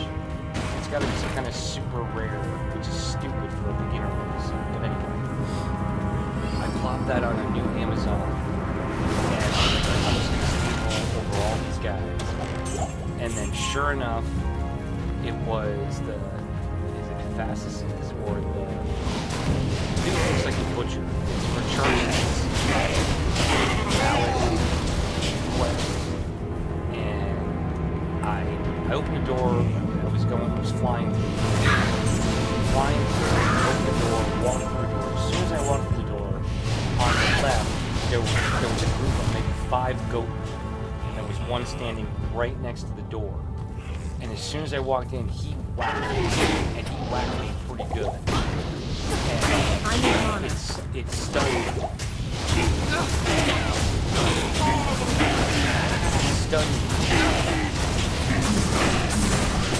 Not enough mana.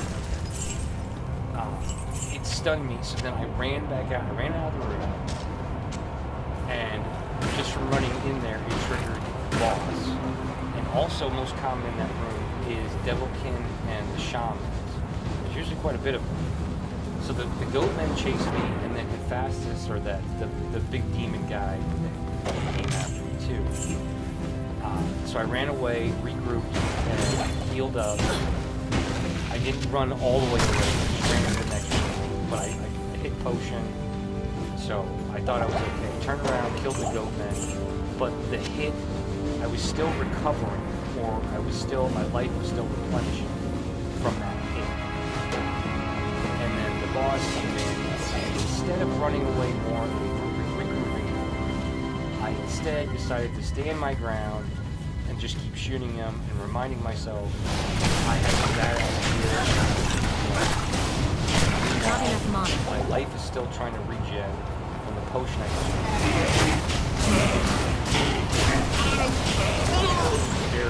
very. Then I was like, okay, I'm done with Boazon. That was embarrassing. Like, that's the lowest hardcore character that I lost. But before that, that was the truth. But I know what happened. I don't know. I just didn't think he would kill me. Not on normal.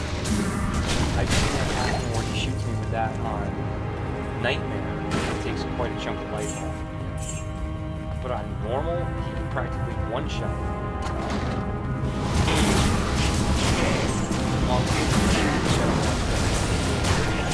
Not enough mana. They're sneaky. They'll be standing right next to the door. You open the door, nothing aggroes you. Hey, you're fine. You're fine.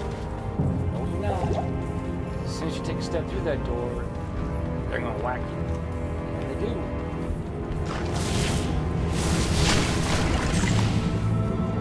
I really feel like the elites. Yeah, I really feel like the elites just aren't there because I swear. I mean, this is a terrorist. What was I playing at? It's glorious. I walked on the field in just the area around the telephone. There were 3 or 4 huge mobs. And I was like, this is beautiful. This is what I want.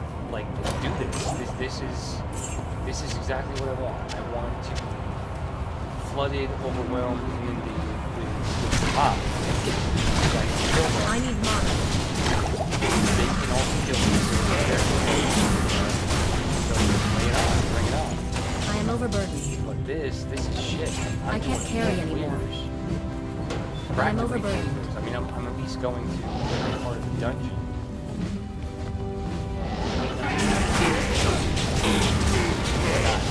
There's guys, they're just not elites.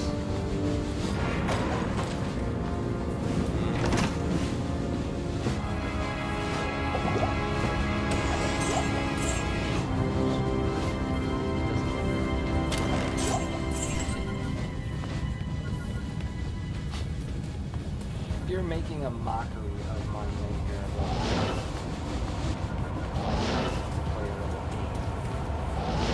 Player count.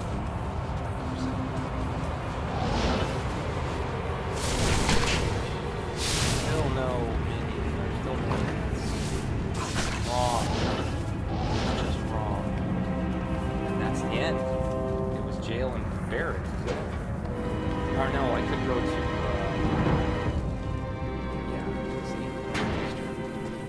So I could go. Nah, I need to go back to camp.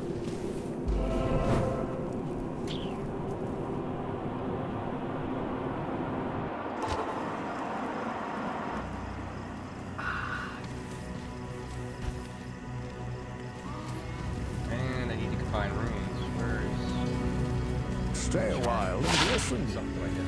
Some free food. Ooh. What is with this game? Another one? Okay. Oh my god, what am I up to now? 481. And it's bound in tournament to get one ticket at a time up to 500.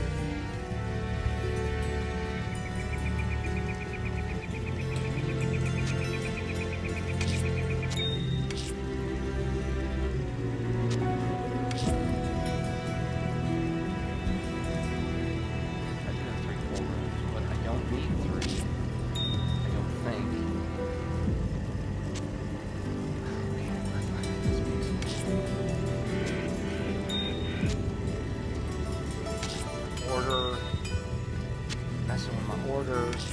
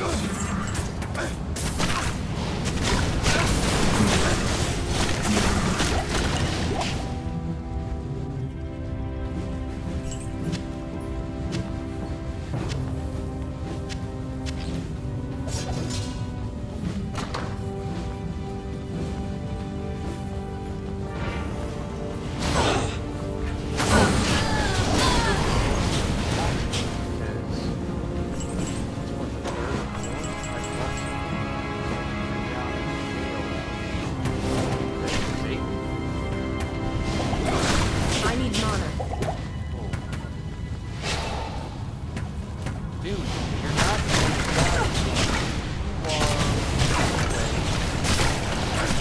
Not enough mana.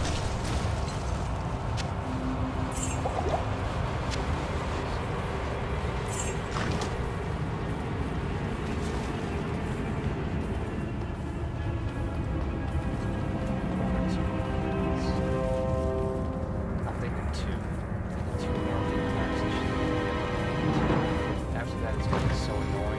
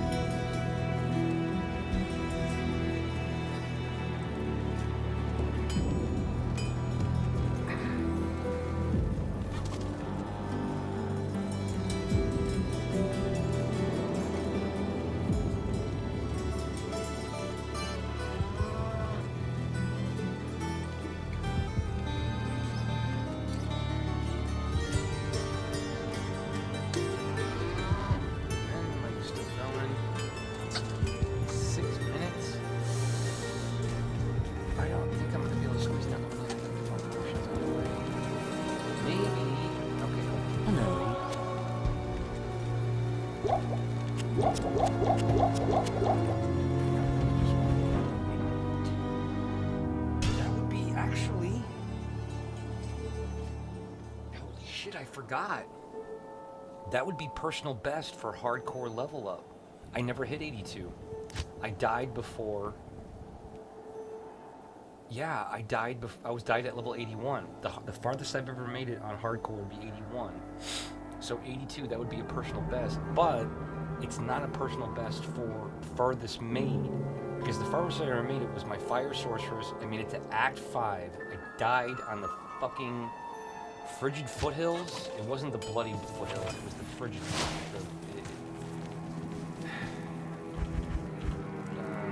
frigid highlands? Or Ariat Plateau? I think it was Ariat Plateau, actually. Either that or it was frozen tundra. It might have been frozen tundra. Because I think it was frozen tundra. Because I was already thinking about how I was going to do the Path of the Ancients and how nasty it was going to be. Because on Hell, they have multiple immunities. If I had even one with fire immunity, I probably wasn't going to be able to do it. But Not here. the good news is you can reload, and you can keep reloading until you get like a decent. Oh, I don't want to go jail level 1. Shit. You can keep reloading until you get decent immunity rolls. I don't know how to put it. I don't think they're set in stone, because some monsters' immunities are they're immune. Period.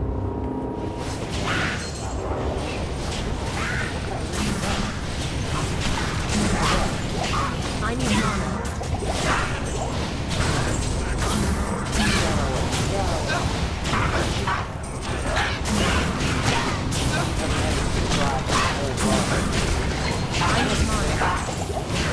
See, here we go. Are we gonna get another ring?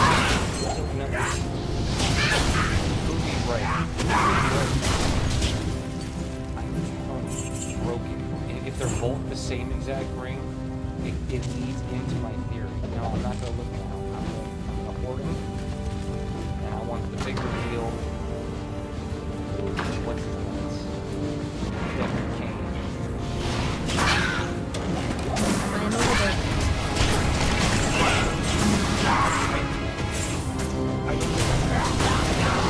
As of right now, I always say shit like this, but I don't think I'm ever gonna play Diablo. I mean, after Diablo, but then also, my friend still plays and he's like, did you get Diablo was ready to in this version? Diablo was ready to No, I don't think I'm gonna play it, just because it's just a reskin. It's just a reskin of the same game I've played 1,000 times over. And he's like, no, it's not. It's better stuff. So then this was on sale. I was like, okay, I'm gonna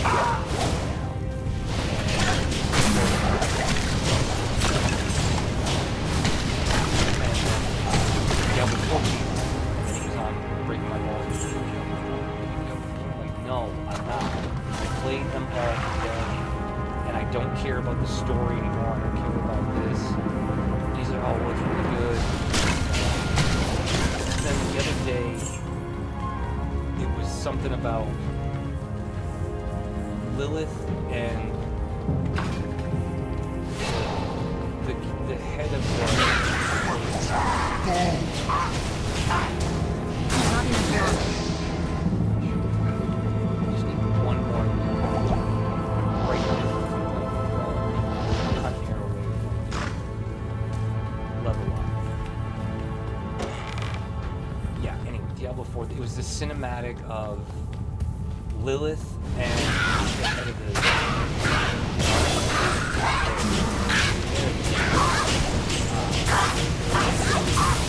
Diablo 3 was just kind of badass until his spear got broken, and then I was like, dude, that's a shitty spear. Like, Diablo like cut it in half with its arm.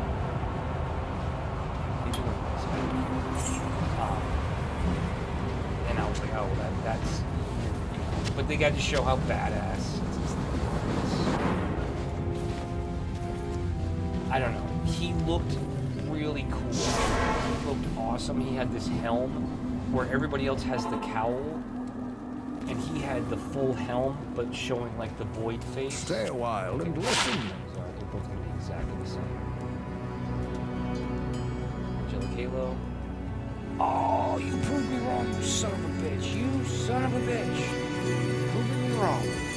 What can I do for Waiting you? for it to be the exact. It'd be awesome if it was like Bull Kotas's wedding band, or I think no, the Immortal King. Doesn't Immortal King have a ring? I don't know. Whatever. But anyway, going back to Diablo 4, the cinematic. It's so the head of the angels and the demon queen hooked up, and it's like they're like this. It's like not a lover story, but it's like a jilted lover story. It's like, what did they do with the fucking story now? What happened to the Nephilim? Like the whole thing with the end of Diablo 3 was the Nephilim was potentially the next threat. Order welcomes Because he you. became so powerful, he was more powerful than the gods, or more powerful than Diablo at the very least. So I was like, what happened to the Nephilim? What's going on with the Nephilim? Are they gonna do anything with the Nephilim? Anyways, so I got 82. That's personal best. That's new personal best for me. Hardcore, leveling up. 70 million, 73 million and change, 72 and change. It's insane how much experience you need to get to level 99. And somebody described it online, or somebody gave an example. They said to go from level 98 to 99 with them heavy grinding took 17 hours, and that was like non-stop. They just grind. And the reason why is the amount of experience increase is insane. And it's part of the trophy description right there. So you need 485,254 experience. Right now I'm at 82.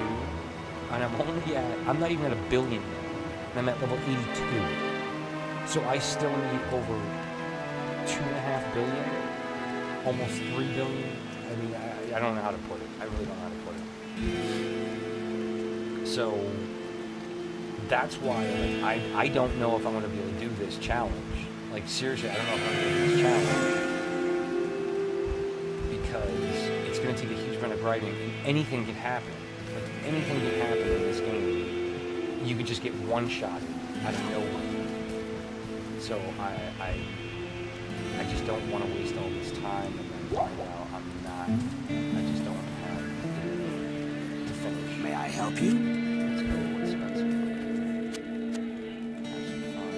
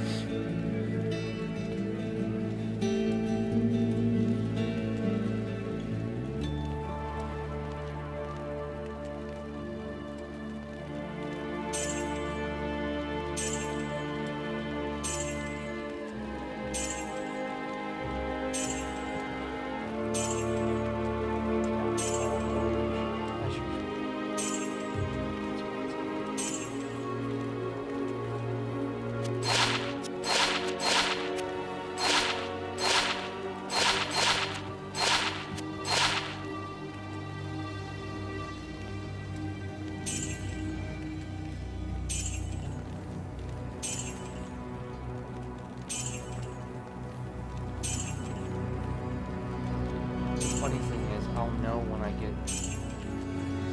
when I get a unique ring, because there's an achievement to win something unique while gambling. So before I even see the ring, I'll know I have one.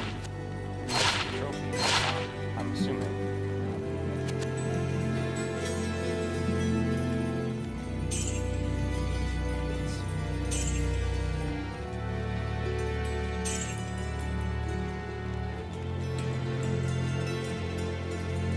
I swear I have the exact same ring, it just has plus 10 to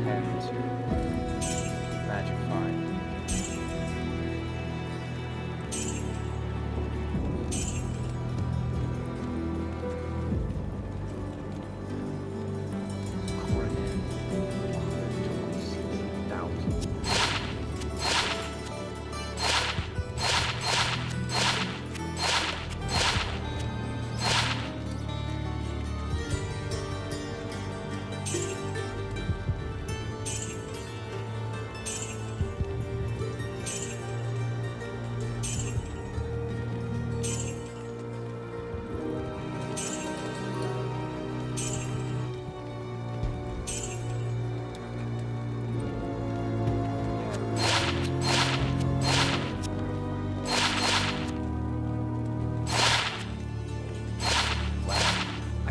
understand. I don't think I finished that thought. The one thing that really annoys me, other than the loading screens taking so long, I don't understand. This game should not be that taxing on a console.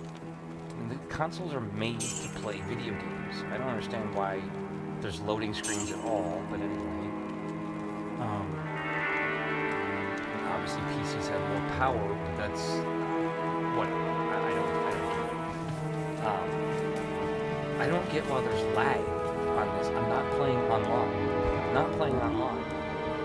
So why is there lag? The other thing is too, the other day, it would not let me log on because I wasn't logged in to PlayStation Network, or I wasn't signed in. And I'm like, why? I'm playing offline. That doesn't make any sense. If I'm playing offline, I shouldn't have to be logged into anything. I should just be able to play offline. And I remember that happened once before, and all I did was I closed the application, or I closed the game, reopened it, and then it let me go ahead and play them. So I don't know what that was all about. Unless it was some kind of weird Reign of the Warlock glitch, because it wants me to get Reign of the Warlock in the worst way. But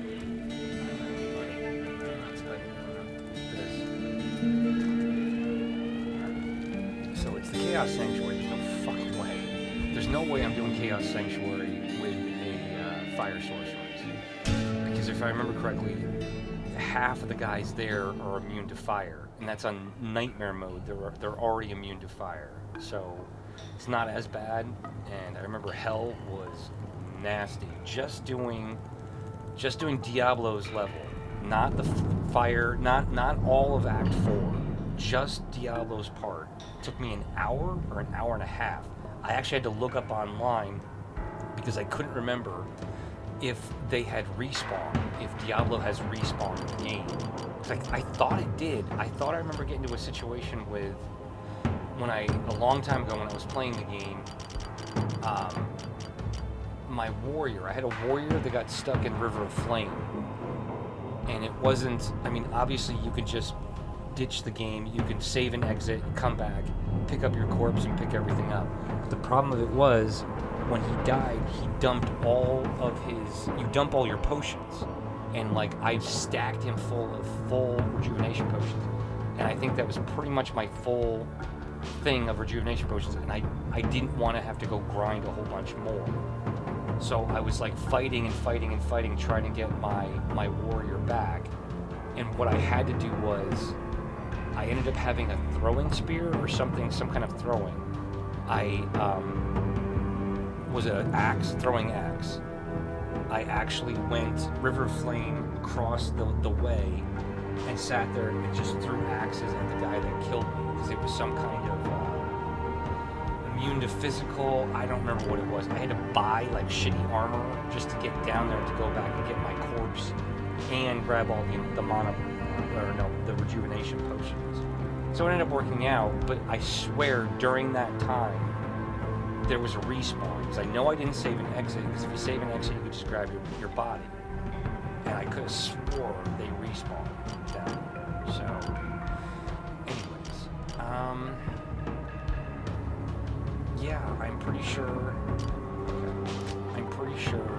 everybody's ready. There was the last thing here I wanted to, I'm thinking about giving her that helmet, the Sabinone set, or whatever it's called, I can't remember. I'm going to see it in about 10 seconds.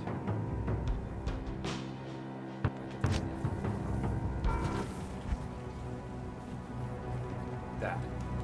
Says Bonnie. Sabinones? Where did that from? Says Bonnie's. Now, if I remember correctly, she should have tons of fire resist. No, she doesn't. So that's going to max out her fire resist. Not here. And what else is it going to do? +1 skills, defense.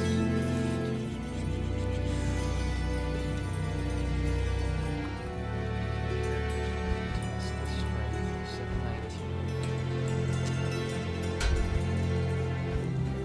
also has 35 fire damage. So yeah, I'm pretty sure that doesn't do anything. Strength doesn't do anything for her. Okay.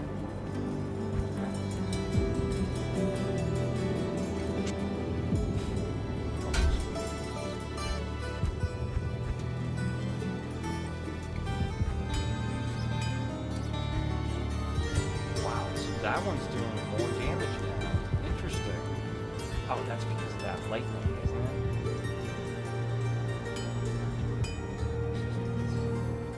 No. That doesn't make any sense. Plus one Amazon skill. The base damage is 134. Adds 25 to 50 damage.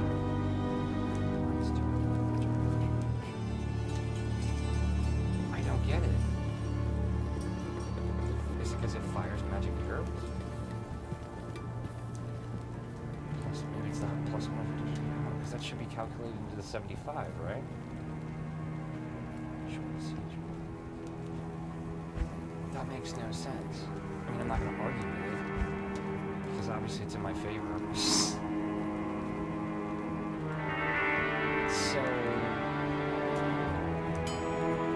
that's multiple shot. That's why.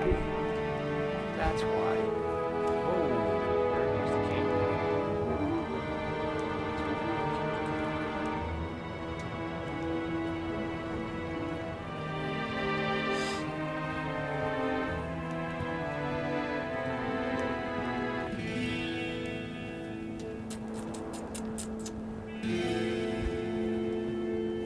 Okay, why? God, I love how fast she is. She's like blood raging fast.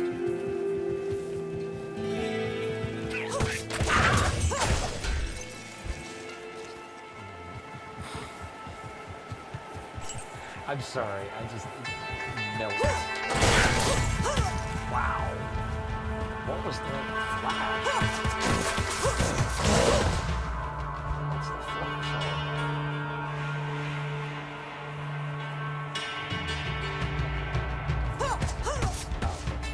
I was like, yeah. Okay, so we have stress. I don't know, man. I just don't know. I mean, I'm sure when I see those resistances, I really feel like it's not.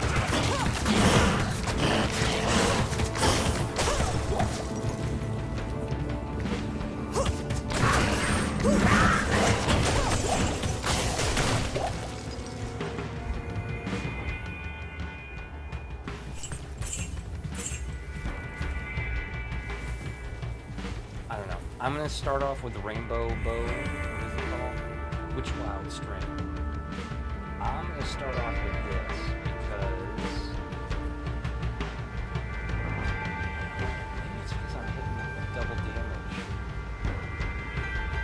with my accuracy.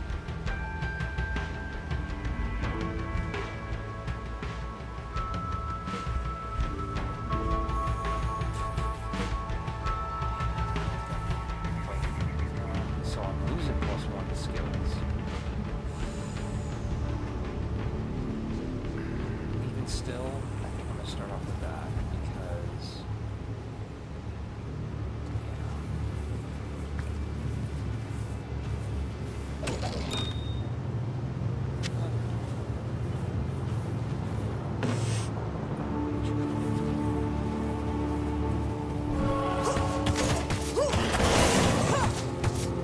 what is that that's coming out of it? Or is that from... That's what it is. Okay. I knew I recognized that. I'm like, that's... I thought it was Fist of the Heavens, but I'm like, that's not possible. Unless, yeah, I mean, it is possible if you have a chance to strike, chance on striking or whatever. So, she was the last one. And I'm still a little torn. I have quite a few options here. But I am way so much more prepared than my last level 8 bow is on.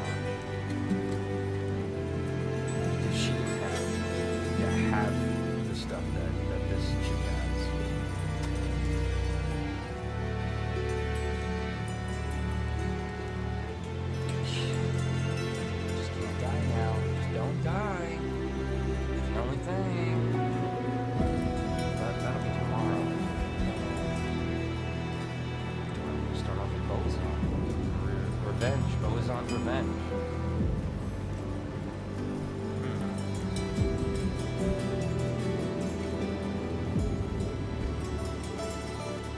Test the waters.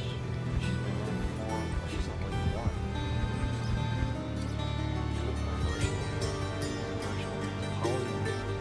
Holland was the first to get to level. Well, not the first, but he was the one that geared this crew. I'll have to start thinking about it in terms of crew, because my first crew that I had got wiped out one by one. Slowly, death came for each one of them. And then this man, Black Ice 4, and I think it's actually Black Ice 5. I think it's the 5th iteration of Black Ice.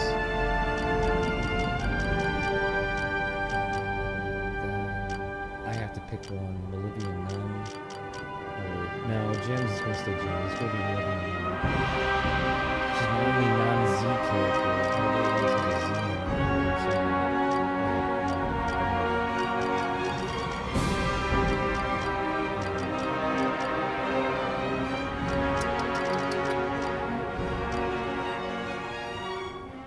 So everybody's ready. It's just going to be a matter of who's going to go first. And then as far as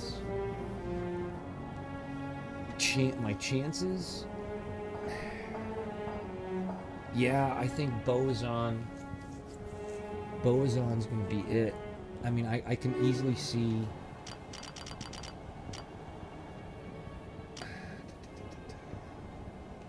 I can easily see her beating hell level. As far as the 99 grind, I don't know. Maybe because... Maybe. Yeah, because she crushed my last level 80 Boazon. She crushed Act 1 through Act 1 hell difficulty.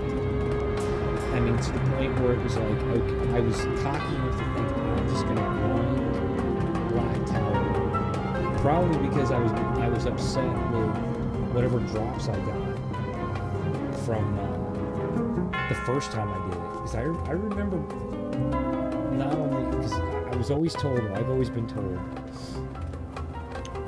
the Black Tower, you kill the Countess or whatever her name is, you're guaranteed a room. You are guaranteed a room. That's what I've always been told. And I'm not kidding. I'm pretty sure I didn't record the run, the killing, but I recorded the after effects, which isn't, of course, having it happen live. I killed her. She gave me no room, and no rooms came off of it. I didn't do any research on it, like how many other people did it happen to. I was just kind of shocked, and I was like, okay, whatever.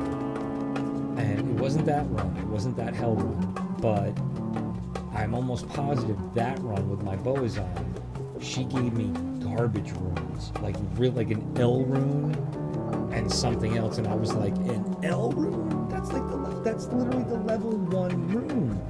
And then the second one was like I don't remember, the Wart or Wow or something like that. And I'm like, you get those for free in a quest. Like, really? I mean, like, I don't know. So that's where I was like, I wanted revenge. I wanted to get something back. I wanted something good from her because I was expecting hell difficulty. I was expecting, yeah, something decent. Anyway, I mean, I wasn't expecting like a Zod rune to fall or a Burr rune. Oh my god, if a Burr rune dropped, I would have shit my pants. But I don't think I've ever even seen a Burr rune. I was talking about it the other day.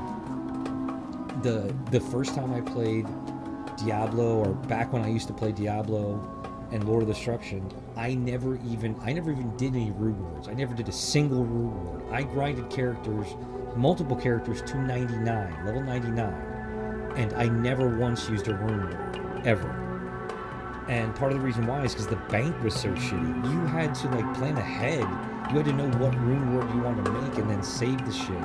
Or you had to carry it around with you everywhere. Or you had to make mule characters and then go online and then you had to switch and swap and you had to clean the balls to a certain degree.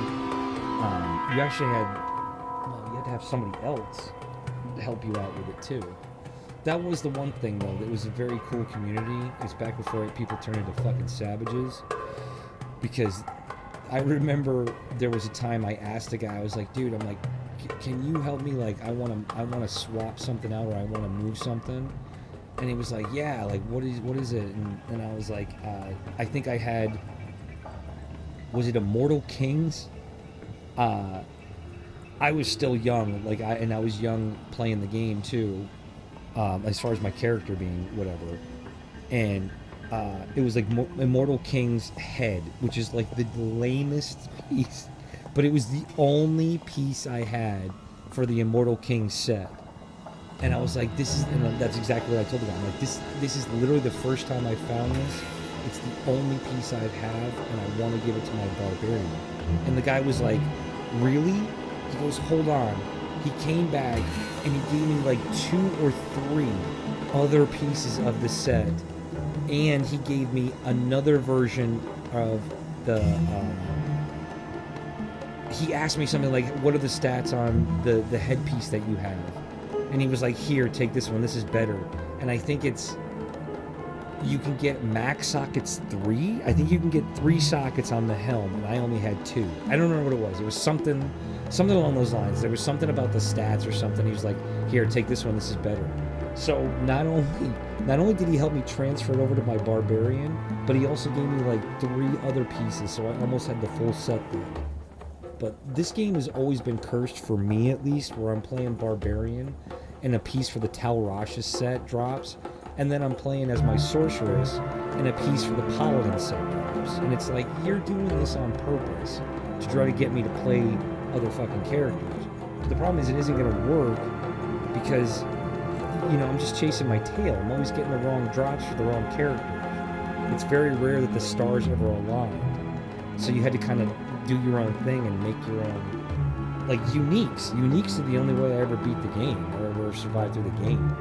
I don't think originally when I played the game, even grinding characters to level 99, I still never got to, I never got full sets of anything ever on this. So, but at the same time, back when I used to play, I didn't do the player set thing that much, which really boosts your magic find. I also didn't focus on magic find. I focused on just leveling up the character, just playing the game. I wasn't trying to find stuff. I was trying to beat the game and level up the character. But anyway, I'm rambling. So the first thing I want to do, just so I don't forget by accident, tomorrow I'm going to be doing Hell difficulty. I don't know when I'm going to start. I might play a little bit in the morning. I got some stuff I got to do in the afternoon. So I want to make sure I don't screw up and leave the player count to 8 and then blunder in the bloody foothills on the Bloodmoor and Bloody Guy all over the bloody place. So we're going to go ahead and we're going to set this. Yeah, I don't want to forget we're at player count 8. Okay, good.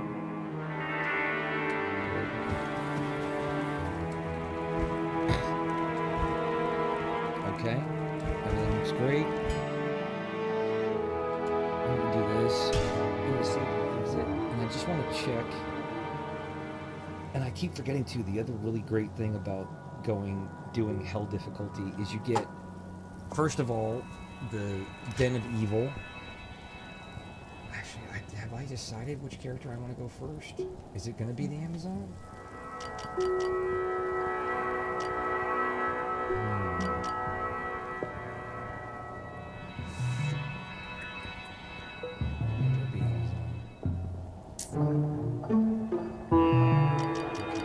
I just want to check. So I haven't even gone to Hell. This will be the first time I've even stepped foot with this character. I think there was another character. I went there. I don't know every sorceress is staying in nightmares. Over there by accident.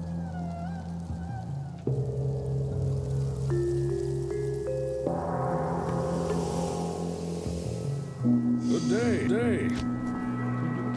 Or Eve. What's up, dude? Okay, so now I'm gonna check.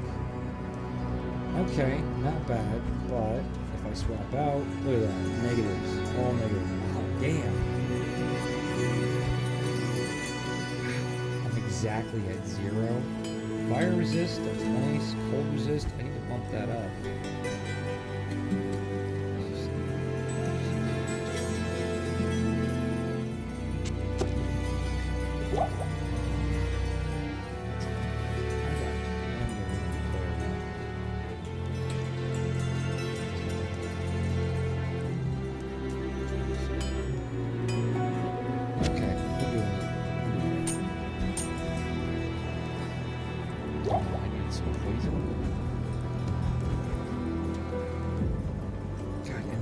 That really good bow.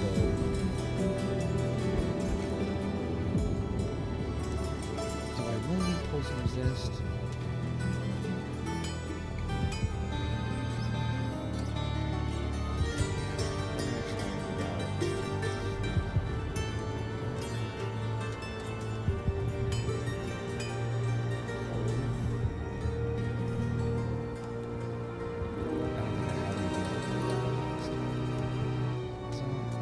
Cold resist plus 10, look at that. Fire, everything's fire. Lightning, cold, cold. Fire. 9% from gold, extra gold from monsters, who cares? What about these? I could ignore these. There's poison resist.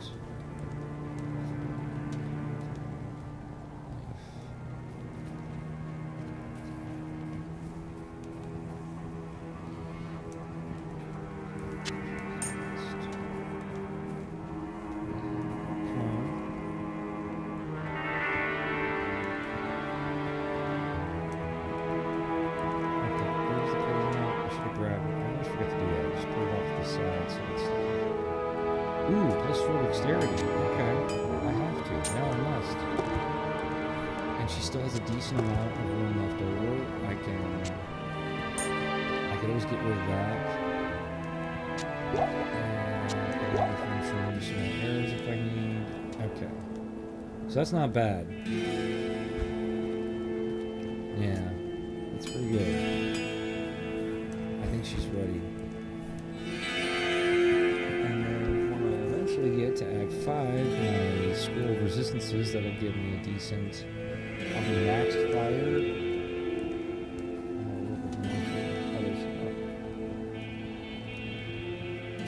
Her defense, yeah, even her defense is almost 1,000. That's why my druid dude, I'm a little worried about him, because his defense is so low.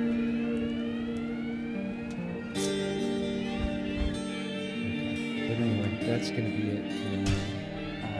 Turning in, so tomorrow I have fresh eyes, stupid chairs broken again.